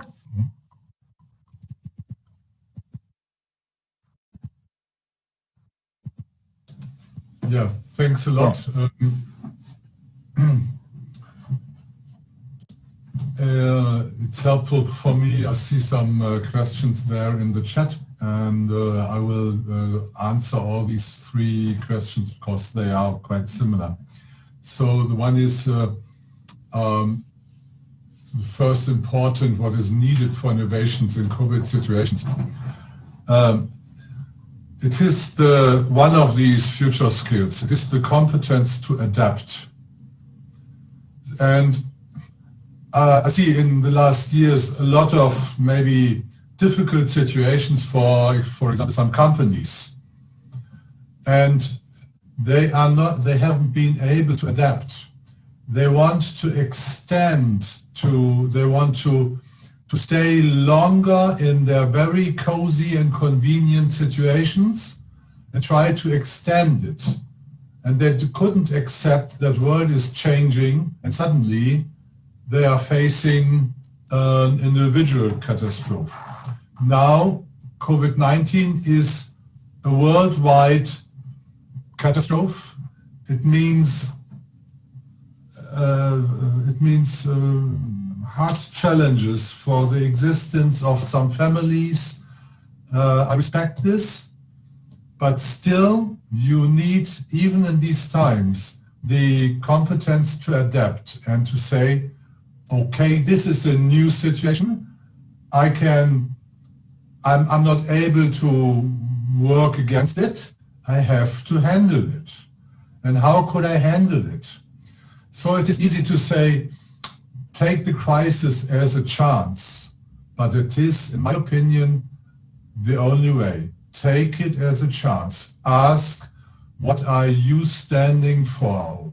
Where are your skills and abilities? And which one of these abilities you can work out and bring it into the world to make your life working and to save your existence.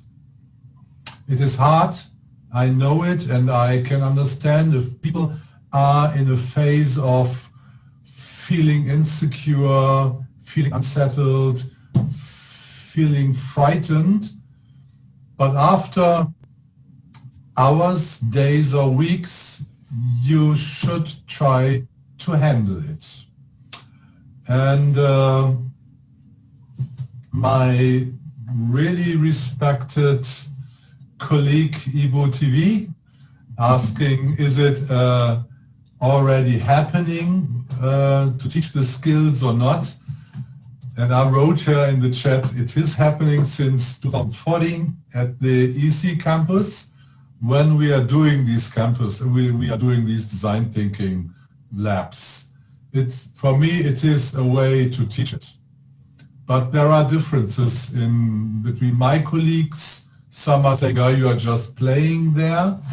It's this attitude of a lifelong kindergarten, my colleague said. But the results are, I would say, the results are a great reference for me when I look to the students, where are they going? And one student said, so how to design thinking independently even in these times? And it's again, you have to adapt, you have to handle it. You can be sad about the situation, you can miss the presence of your other students, but now it is like this, and we have to respect the hygiene necessities and try to stay connected via Zoom, via conference calls. Invent something. It is the situation to invent something to make world still alive and working. Thanks. I guess I get it.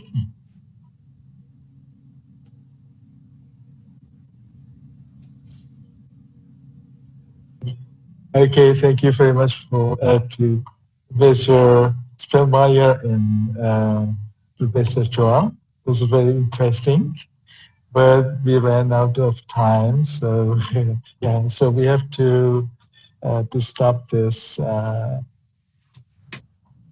session. Yeah. Maybe we should keep this for next time.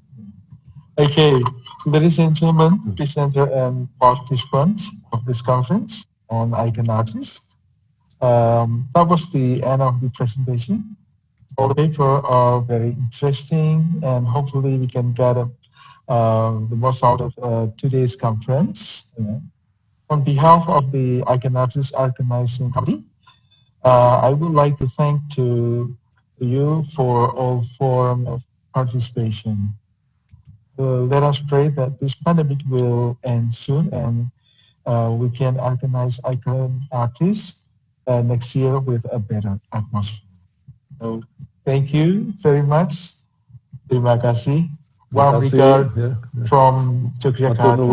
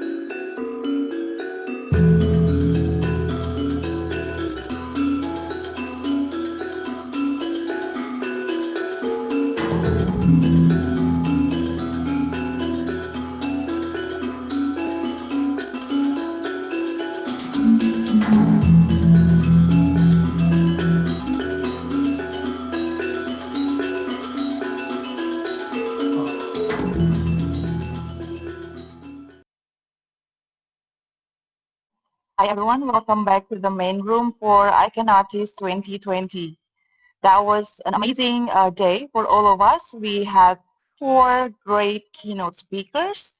We had Professor Johan from Indonesia, we had Professor Julian Godard from Australia, and we also had Professor Gunnar Spellmeyer from Germany and Professor Amin from Austria. We had a great experience today. We listened to various kinds of research and findings and sort of new knowledge for all of us. So a big applause for all the paper presenters. That was an amazing sharing for all of us. And we also want to thank you for, once again, to all the keynote speakers and all the moderators that helped us for these 2 consecutive days. And also all the paper presenters and their co-authors. And as we are getting close to the end of this conference, we would like to invite Dr. Samuel Gandang Gunanto to announce the best paper for ICONARTIES 2020. Dr. Samuel Gandang Gunanto.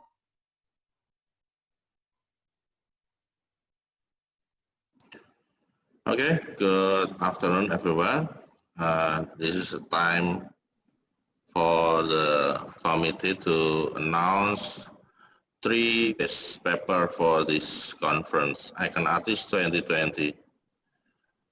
Congratulations for the 3 best papers. I know that all the paper is good presented and good writing for this conference, and many interesting topic, and I think it can be more bringing to the best knowledge on nowadays.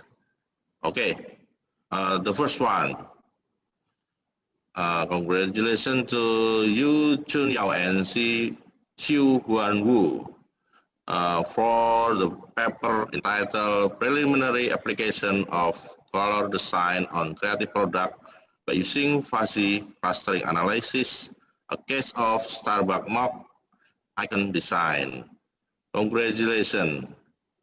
For the second one. Okay. Congratulations for Ovan Bagus Jatmiko, paper entitled Subjectivity in Musical Discourse. Okay, the third one. Congratulations to Agni Saraswati, paper entitled Heridono's Installation Art as Performance. Okay, congratulations to 3 best paper. back to the Master of Ceremony, Ms. Tita. Well, thank you so much, Dr. Samuel Gandang Gunanto. And congratulations for those achieving the best papers for ICONARTIES 2020. Hopefully next year you will still be joining us for our next international conference. And ladies and gentlemen, now we are going to listen to the closing remark from the Vice Rector IC Yogyakarta, Dr. Stefanus Hanggar Budi Prasetya. Excellencies, distinguished guests, ladies and gentlemen. We have come to end of the sequence event of the Annual Symposium of Arts, Technology and Humanities 2020. On behalf of Institution in Yogyakarta, I would like to convey my deepest appreciation to the success of ICONARTIES and Arkadisa 2020. It is a privilege and an honor to be entrusted with such an undertaking, a gathering of outstanding people and scholars from different parts of the world who have synergized and shown up fruitful contribution in the interdisciplinary work of art, technology, and humanities academically. As we joint conference held during two days, I would like to congratulate to all of you for the successful conference. It has been an outstanding example of a very hard work by all of us to make this event successful.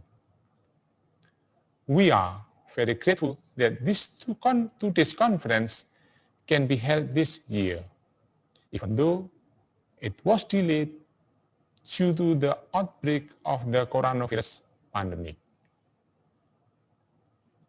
It is not easy for us, but we should hold it even though we have to adapt to the situation. But through advance in the communication technology, we are happy to hold these conferences in virtual mode. Beneficial result of discussion, fruitful contribution to the targeted demand of academic profile have been brought up. The multidisciplinary demand in the globalization era have been responded through this academic discussion, which is necessary as media for socio-cultural enhancement, entrepreneurship, and creativity development and capacity building of academic environment. Our mind have been hardened into a bigger scope of understanding in which a torrent of ideas, information, interpretation, and vision are all consolidated into one mission for establishing and enhancing the global challenge of changing the world through arts, technology, and humanities. Excellencies, distinguished guests, ladies and gentlemen. On behalf of Institution in Yogyakarta, I would like to express our sincere gratitude to all keynote speakers of these two conferences, all co-hosts, all reviewers, and presenters of a two-day event. Your presence has been invaluable and without any doubt has helped make the event a great success. We greatly appreciate the support from all those who have been involved in the organization of the event, particularly the organizing committee who spent time and effort to make the expected outcomes of the event successful. I believe there were a lot of inconvenience and unexpected conditions that could not be overcome. Sincere apology from Institution in Yogyakarta and the organizing committee are addressed to all of you. Ladies and gentlemen. Finally, I would like to send you best wishes for very luck, future prosperity, success, safe and healthy. Hopefully, we are meeting you all at the same symposium next year.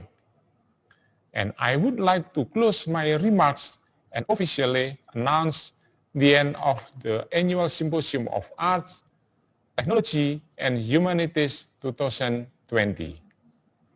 Thank you very much.